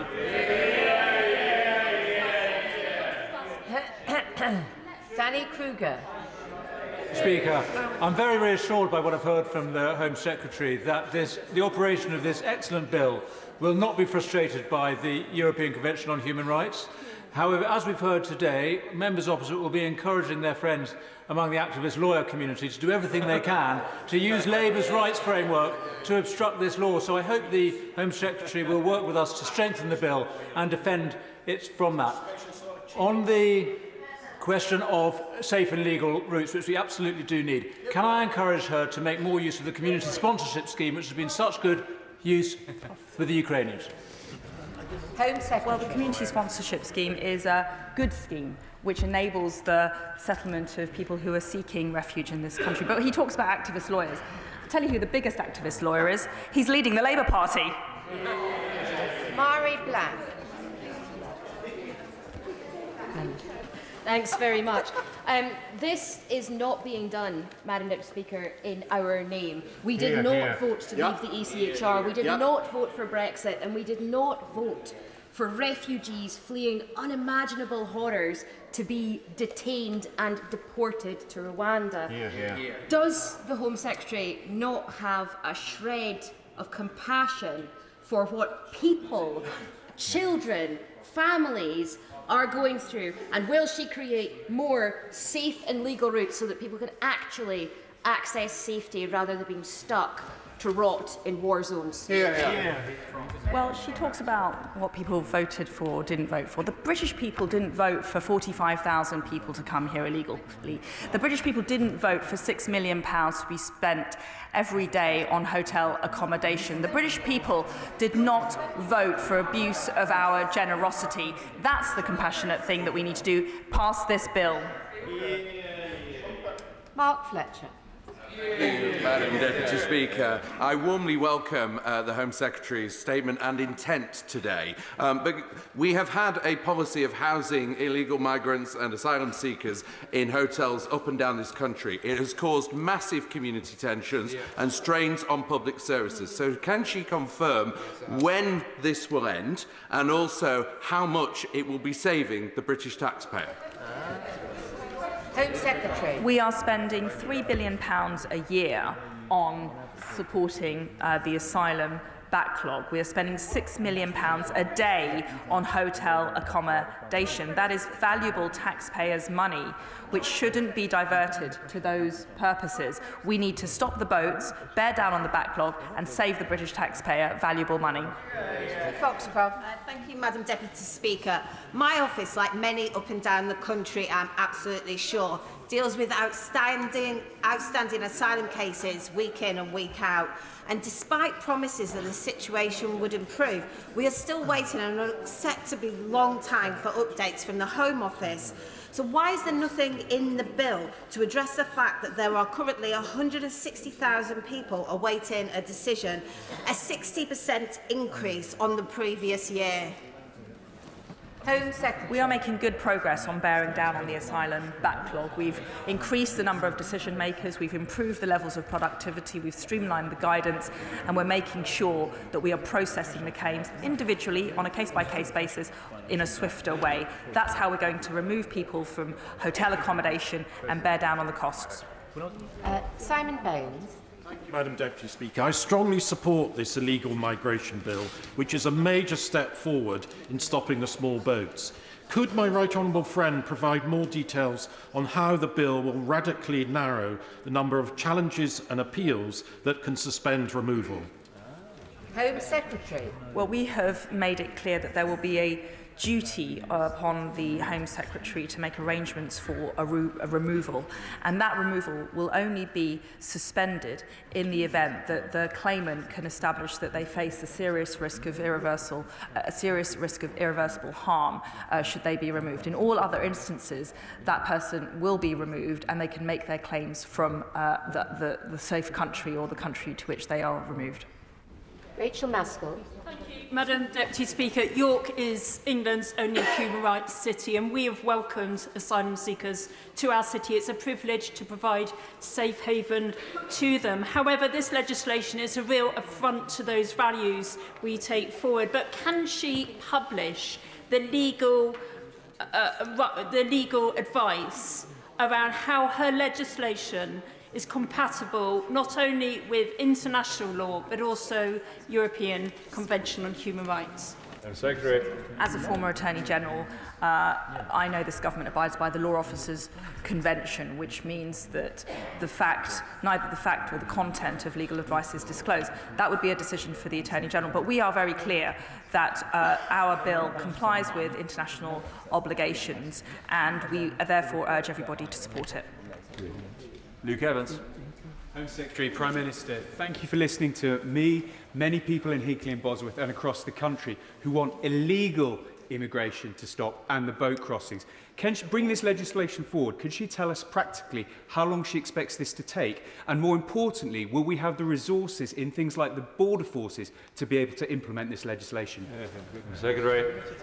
Well, we are introducing the bill today. We hope the parliamentary authorities allow us to move swiftly with the progress of the bill. We want to start scrutinising and voting on the measures put forward as quickly as possible because we want to get it on the statute books and operationalised as soon as possible. It's an urgent challenge. We need to move quickly. Paulette Hamilton. Thank you, Mr. Deputy Speaker. I am the daughter of immigrants. My parents' generation faced injustice through the mistakes made by the Windrush scheme, which is taking years to unravel. Last year set a record high for small boat crossings with 46,000 arrivals. Mr. Deputy Speaker, why on earth should our constituents trust the Conservative government when under them small boat crossings are going up, they're not coming down? I'm very glad the Honourable Lady mentioned Windrush because I'm very proud of our achievements to date to right the wrongs that were committed. Over £60 million has been offered or paid out to the claimants. We are resolving many of the outstanding cases, and I've engaged very closely with members of the steering group and Bishop Webley himself, and I'm very encouraged by the progress that we are making to resolve this issue. Richard Graham. Mr. Deputy Speaker, will the Home Secretary confirm that this bill will prevent illegal migrants, especially the some 80,000 from EU accession countries, from abusing our modern slavery laws to prevent return home? And on supporting the most vulnerable, will my right honourable friend confirm that she will create more legal migration routes alongside an annual quota and encourage the Department of Work and Pensions to do more to provide the skills to refugees who have the right to work so that they can contribute to our country in the way that they want to? Well, one of the benefits of the measures in this bill will be an enhanced ability to support genuine asylum seekers and genuine victims of modern slavery and human trafficking.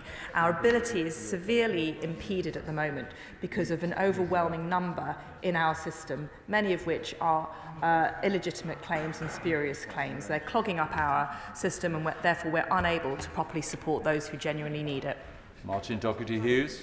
Mr Deputy Speaker, when the people of Clydebank, Dumbarton and the Vale of Leven contact me, they wonder why create a new bill of dubious and moral legal standing when the Conservative and Unionist Party could just continue the long-game strategy of driving down public services into the ground, making Britain poorer than all of our northern European neighbours and therefore decreasing the pull factors of migration. And finally, they wonder if the Home Secretary's incredible and, or I think, absurd claim that 100 million people are ready to come to the UK, they want to ask the Home Secretary, or say to them, it's going to take a lot more than a bill copy and pasted from the policy exchange paper to make a difference. Hear, hear. Well, his so-called absurd claim is actually backed up by the United Nations. But what I would say more importantly is it's frankly naive to suggest that everybody coming here on a boat is a genuine asylum seeker fleeing for humanitarian reasons. The reality is that many of these people are economic migrants who are abusing our asylum system, and that's what this bill aims to stop. Gareth Bacon. Thank you, Mr Deputy Speaker. The Right Honourable Lady, the member for Normanton, Pontefract and Castleford, said that we need solutions, not slogans. So could my right honourable friend please tell me of a single proposal the right honourable lady has made that is anything more than an empty slogan? Will my right honourable friend agree with me that Labour don't have a plan, and they don't really want one either because they simply don't take this issue seriously? Yeah. My honourable friend's absolutely right. The Leader of the Opposition made a grand show of his 5 great missions to fix the country. Tellingly, he omitted stopping the boats. Either he doesn't care about illegal migration or he doesn't know what to do about it. Ruth Jones. Thank you, Mr Deputy Speaker. People in my constituency of Newport West were outraged by the fact that last year there were just 4 prosecutions for people smuggling a month, while 46,000 people crossed the Channel. So why is there nothing in this government's widely trailed plans to tackle these criminal gangs? Tackling the criminal gangs at the root of this problem is absolutely essential. That's why we've increased our funding to the NCA to ensure that there's better operationalising, better intelligence sharing, better cooperation with European partners. And that's why I'm very pleased that many criminal gangs have been shut down and 500 convictions have been secured. That's Warman.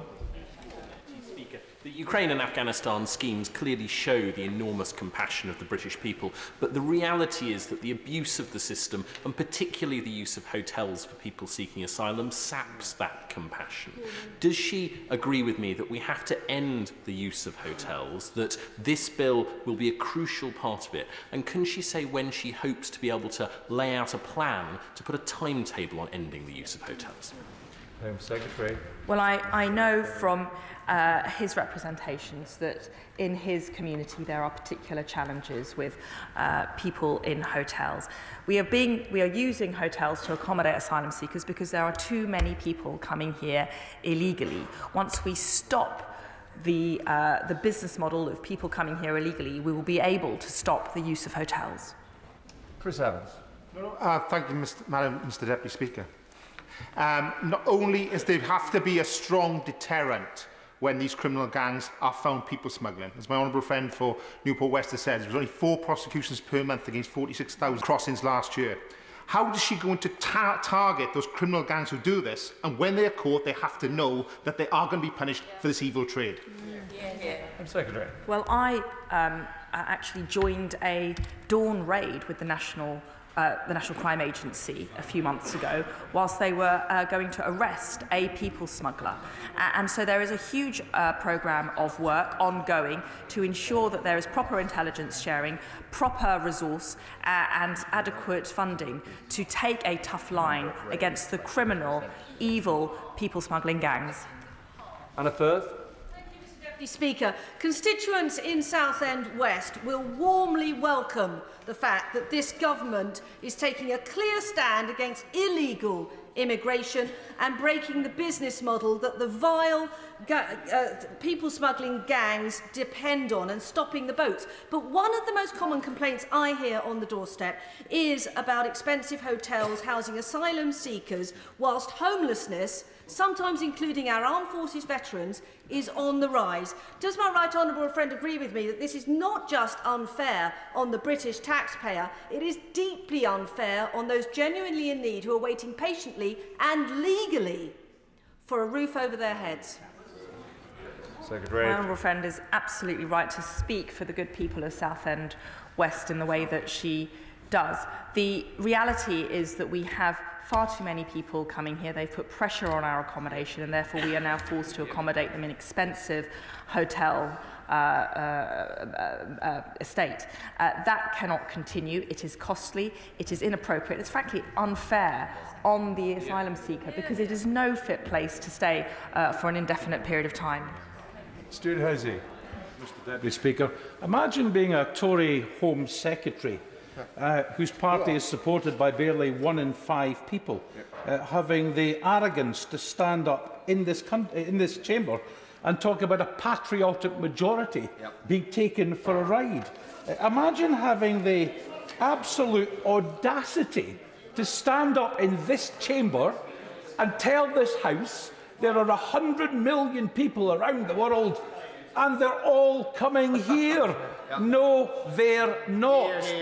The only way this minister can prove this is anything other than crass dog whistle politics is to answer the question from my honourable friend on the front bench. If she was serious, why would she be bringing forward legislation that barely lays a glove on the people smugglers? Mr. Deputy, I'll tell you what's audacious. It's for the SNP to naively claim that everybody coming here is a genuine refugee seeker or asylum seeker, and then to fail to take their fair share of accommodation. They have wholly failed to properly accommodate asylum seekers, demonstrating a paltry number compared to the rest of the United Kingdom. Jonathan Gullis. Tree scheme. Gullis, you're on. Thank you, Mr. Deputy Speaker. always enjoying getting crossing swords with the opposition.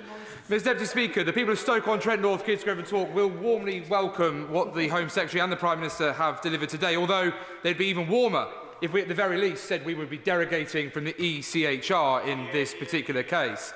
However, Mr Deputy Speaker, whilst the Labour Party use their confected outrage on the benches opposite here in Westminster, Stoke-on-Trent Labour keep their head buried in the sand, refusing, and councillors and candidates making any comments on immigration policy because they know what the people of Stoke-on-Trent, North Kidsgrove and Talk think. So when they refuse to sign petitions to empty the hotels in Stoke-on-Trent, which I started and brought to this House, will the Home Secretary therefore tell me when the people of Stoke-on-Trent, North Kidsgrove and Talk can expect to see their hotels cleared and emptied as soon as possible? Home Secretary.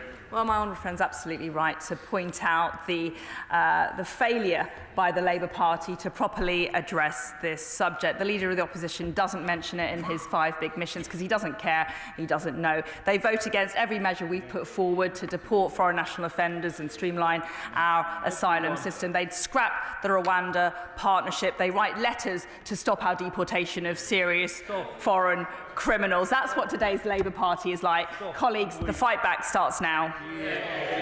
Luke Pollard. Thank you, Mr Deputy Speaker. Britain is and should remain a beacon for LGBT rights. So can I ask the Home Secretary a particular question about LGBT asylum seekers who are coming to the UK fleeing persecution because of their sexuality and who they love and who they are, who don't come from a country where there is an existing safe route? Will they be deported back to that country where they are being abused, or will they be deported to Rwanda, where the FCO's travel advice says LGBT individuals experience discrimination and abuse, including from local authorities? Can the Home Secretary reassure a gay MP here like myself that we're not turning our back on LGBT asylum seekers who are fleeing appalling abuse simply for being themselves? From France, seriously. What I would gently say to the honourable gentleman is that the fundamental objective in this legislation is to stop people leaving safe countries to come to the United Kingdom and claim asylum. That is the fundamental principle running through our international obligations, whether it's the Refugee Convention or other conventions. If people are coming here from a safe country, they really shouldn't be claiming asylum in the first place. Ben Bradley. Thank you, Mr Deputy Speaker. I was horrified to hear from benches opposite that they feel this is about xenophobia and racism, that it's about scapegoating up there, that it's about dog whistle politics. This is a simple matter of fairness. Fairness for my constituents who work hard and do the right thing, who see other people arrive here illegally and are able to access taxpayer-funded housing and support that they themselves struggle to access. Now, they've been frustrated by delays and by problems in implementing these measures to prevent this from happening. So can my right honourable friend give her absolute assurance that she's willing to do whatever is necessary to get these outcomes that my constituents deserve? His right, his constituents very much deserve fairness and pragmatism and compassion when it comes to controlling our borders. And it's not racist to say there's too much illegal migration. It's not racist to say we can't go on spending £6 million on hotel accommodation. It's not bigoted to say that people shouldn't be breaking the law to come here. It's fair, it's pragmatic, and it's compassionate. Okay. Thank you, Mr Deputy Speaker. As somebody who represents an airport seat, I have a number of hotels currently in use in my constituency. But for 19 months, one hotel in particular, since the fall of Kabul, has been used by Afghans. Now, is that a competency issue that we can't process their claims, or is it a confidence issue? Because I think it's a confidence issue because the civil service have lost confidence in this administration to carry out any effective policies whatsoever. What I would encourage the honourable gentleman to do is to keep perspective of the global and indeed the European dimension to this problem. Other EU nations are grappling with unprecedented levels of illegal migration. Some countries are saying they are going to stop accommodating people and instead let them abscond willingly. Some countries are accommodating migrants in sports halls and inappropriate accommodation. This is a global challenge and we have to take measures to deal with it. Scott Benton. This Parliament and this nation must be sovereign when it comes to controlling our borders. It is completely unacceptable that a foreign court can seek to inhibit the wishes of the elected government of the day. And so whilst I strongly welcome the measures outlined by the Home Secretary, what assurances can she give to the House that these new measures, and indeed our Rwandan policy, can be implemented without interference from foreign judges? Secretary. Well, he's right to highlight concerns about the process to which we've been subject when it comes to Strasbourg, and that's why there is a clause in the bill relating to Rule 39, and we will be specifying the details in very close order about what we're going to propose. But in the meantime, I'm very much welcome the vindication by the High Court of our Rwanda partnership in December. We now proceed to the appeal court, and we wait to see what the courts and their justices decide. Fleur Anderson. Thank you, Mr Deputy Speaker. Wandsworth is proud to have welcomed refugees for hundreds of years and to be a borough of sanctuary. This bill sounds like a charter for lawyers.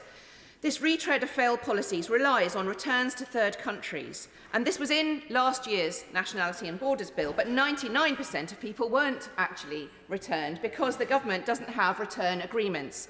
Will the Home Secretary give us a list now of those return agreements being negotiated right now and the deadline for reaching those new agreements, because we'll need to know before we vote on this bill?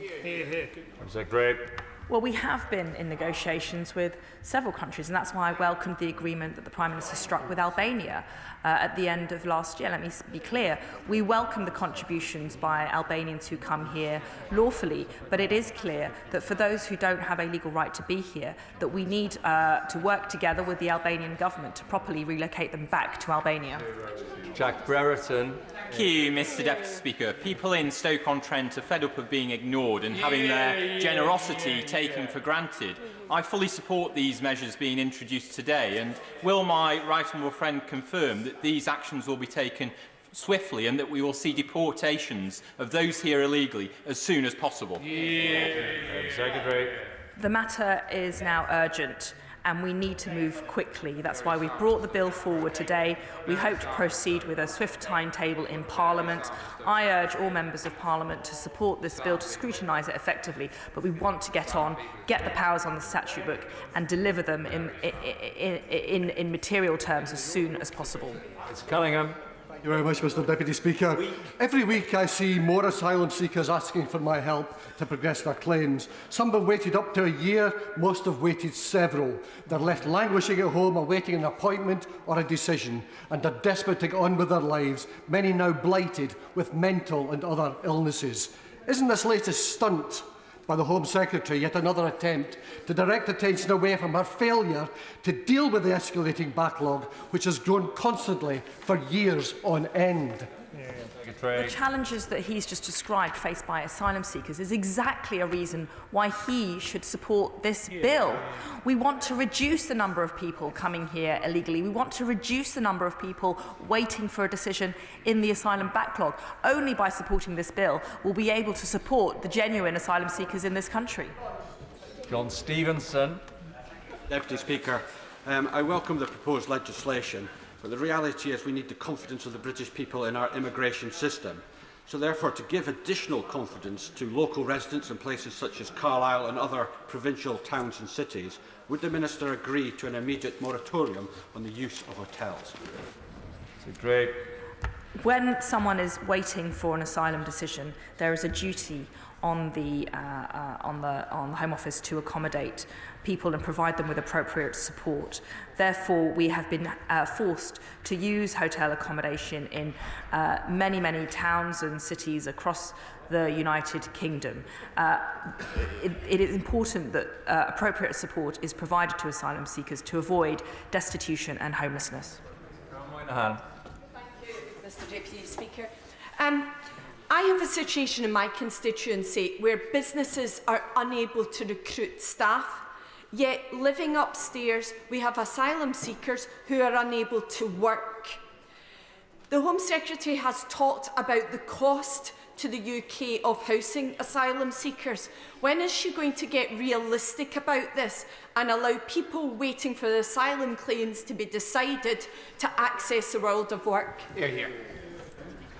Well, there are many people, those who have come on the ARAP scheme or the ACRS scheme are eligible to work. People who have come via our Ukrainian scheme are eligible to work in this country, and many of them do. And I encourage all members to support those members of those communities to find work with their local job centres. Burstow. Thank you, Mr Deputy Speaker. Does the Minister agree that despite the noise and the howls opposite, what we're forgetting is that these measures will save lives, either from people drowning in the Channel or suffocating in the back of lorries? Stopping the boat is the compassionate thing to do, and the only thing that Labour's open border policies will do is enrich people smugglers and risk death in the Channel. Shame. Great.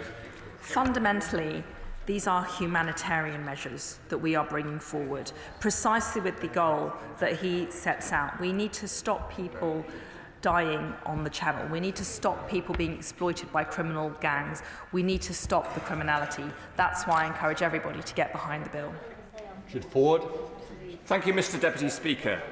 As of September last year, the backlog of asylum applications stood at 115,000 and might include some economic migrants. The average waiting time for an initial decision is 20 months. Does she recognise the moral hazard here that economic migrants coming here in small boats have no incentive to guard against the risk of entering those boats because others have been protected by her government against the consequences of being returned when they get here, and that this is damaging the protections for genuine asylum seekers?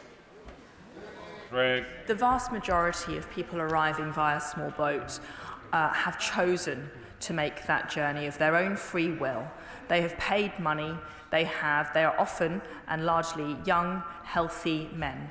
There is no good reason in many instances for them to claim asylum, and they shouldn't be abusing our asylum rules to do so. Tom Randall.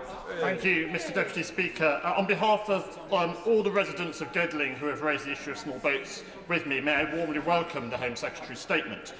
Will she confirm that the forthcoming legislation will end the morally reprehensible practice where we've had smugglers as a de facto part of the asylum process? And will she agree with me that given the dangerousness of the cross-channel smuggling, that a robust approach is right, fair and humane? One of the root causes of this problem is the proliferation of sophisticated, well-coordinated and well-resourced criminal gangs operating across transnational boundaries on the continent. That's why we've increased the resources for the National Crime Agency. That's why we've increased cooperation and intelligence sharing with the French. And it's only by working together with European partners that we'll be able to smash the business model of the people smuggler. Jim Shannon. Mr Deputy Speaker, for myself, the Secretary of State, and for many, is the need to help and protect the vulnerable. Does the Secretary of State acknowledge that with the better weather will come an undoubted rise in numbers making illegal crossings? And further, does the Secretary of State believe we should engage further with the French authorities to facilitate legal migration in a more structured way? And will this bill enable those who legally seek asylum be processed efficiently, whilst sending the clear message, if you come here illegally, asylum will be automatically denied? We've instituted some procedural requirements and limitations on legal claims and time limits for bringing those claims in the bill. That's got the aim of reducing the attempts to thwart removal, to thwart detention, and strikes the right balance between fairness and compassion. Brendan Clark-Smith. Mr Deputy Speaker, and on behalf of the people of Bassetlaw, can I warmly welcome this bill from the Home Secretary and the Prime Minister, which we have been crying out for. The opposition often speak of safe and legal routes, of course, which we already have, but does my right honourable friend agree with me that what they actually mean is that they support open borders, blanket approvals and amnesties for those who want to cheat our system, cheat our constituents and cheat genuine refugees? My honourable friend puts it very well. Labour's policy on this issue is indeed open borders. A former Labour Home Secretary did grant an amnesty on asylum seekers, and it's about ensuring that illegal migration continues through the back door. That's not what the British people voted for. That's not what this Parliament's going to vote for. Peter Grant. Thank you, Mr Speaker. It won't have escaped the Home Secretary's notice that despite what I've no doubt has been the best efforts of her government whips, they haven't found a single Member of Parliament from a Scottish constituency to have a single good word to say about this bill. The fact is that Scotland's MPs, Scotland's governments, Scotland's local authorities and Scotland's people speak as one, that our biggest complaint about the UK asylum system is that her government will not allow us to welcome as many refugees and asylum seekers as we want to. So can I make a suggestion to the Home Secretary? Will she agree, even on a temporary pilot basis, to allow the Scottish Government to take control of our asylum system? And we'll see whether the best way to deal with asylum seekers is to treat them like human beings or to treat them in the way that she wants to treat them. Hear, hear. Well, all the SNP can point to is a track record of failure when it comes to discharging their duties for humanitarian asylum seekers. They totally failed to support Ukrainians and had to hand over responsibility to the UK government. They've totally failed to take their fair share of refugees in comparison to other parts of the UK. It's failure, failure, failure from the SNP. Tom Hunt. Mr Deputy Speaker, does my right honourable friend think it's fair to deduce from today's debate that the party opposite think it isn't totally fine to turn up here illegally and stay here for as long as they want? And does she also think it's fair to assume they oppose any kind of cap on refugee numbers? But does she also agree with me that it's hardly surprising, bearing in mind that the leader of this party, in a different guise, actually said that there's a racist undercurrent permeates all of our immigration law? That, my right honourable friend, was the leader of the opposition and they're a human rights lawyer. Therefore, does my right honourable friend agree with me that party opposite just be honest about what they are, pro-open borders, anti any control to immigration, and completely out of step with the majority of people in this country, and they will be exposed? My honourable friend puts it very powerfully. That's what Labour's policy is. Uncontrolled immigration, open borders, an amnesty for asylum seekers, and total disregard for what the British people want. Patrick Grady. But how can you know if someone is a genuine asylum seeker or not unless they're allowed to make a claim and that claim is fairly and independently assessed? When was the last time she actually met with another human being who had come here on a small vote? Has she ever listened to their stories, what they've gone through, what their hopes for the future are? Or does she just look them in the eye and tell them they're not welcome here? Well, the reality is that we need to all work together now to find a pragmatic and compassionate and fair solution to this problem. That's why I've introduced the measures today, and that's why I encourage all members to support them. Jonathan Edwards. Mr Deputy Speaker, last week we saw with the revised Northern Ireland Protocol deal what progress can be made when we work collaboratively with our European partners. Rather than the sabre-rattling content of this statement, isn't it the reality that the most effective way to deal with the issue of small boats crossing the channels is to work in full collaboration with our European partners? And isn't it the case that the number of small boat crossings has increased substantially since Brexit? Hear, hear.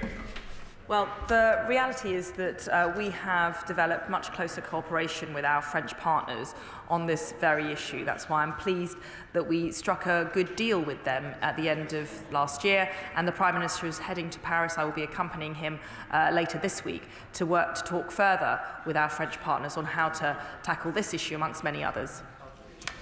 I'd like to thank the Home Secretary for her statement today and responding to questions for an hour and 50 minutes.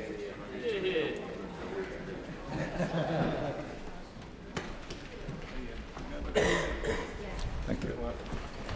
We now move on to the next statement, and I call Michelle Donlan. Thank you, Mr Deputy Speaker. The creation of the Department for Science, Innovation and Technology marks a watershed moment for science, innovation and technology here in the UK. We now have a government department that focuses on one single mission to make the UK a science and technology superpower. Science and technology is absolutely critical to the UK's future prosperity, security and the health and well-being of our citizens and our environment. That is why it is the central pillar of the integrated review. Countries that embrace science and technology will be prosperous and secure, home to innovators and technology companies of the future. Those that don't, won't. My vision for DCIT starts from an extraordinary position. Last year, the UK joined only China and the US in having a technology sector worth over $1 trillion. Now, despite our relative size, Britain outperforms our closest competitors, and we are a main challenger nation to the US and to China in many areas. We have 4 of the world's top 10 universities. Just 8 of our university towns are home to more unicorns than the whole of France and Germany combined. However, when other countries are investing further and faster in science and tech, we must do the same.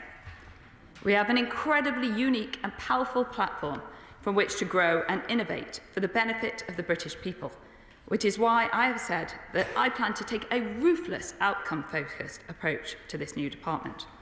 I will ensure that in both the short term and the long term, our work is based on improving people's daily lives in ways that they can feel and see around them. This government's vision for the future is an NHS that uses AI to find, to treat and to reduce illnesses like cancer and heart disease so that we have more time with our loved ones.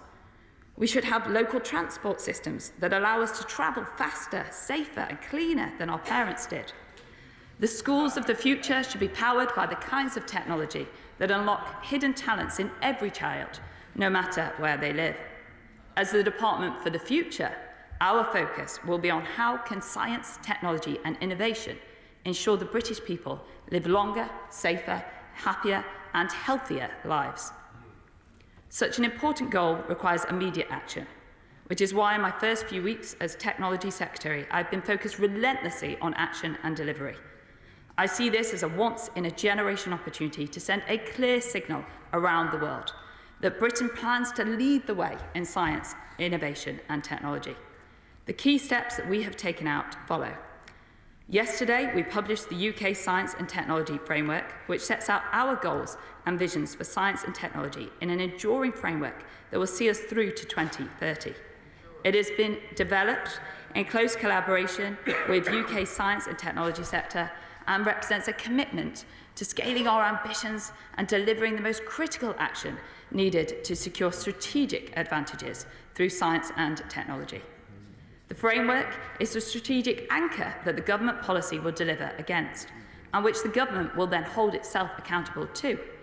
It sets out 10 things that the government must do to sustain strategic advantage in science and technology.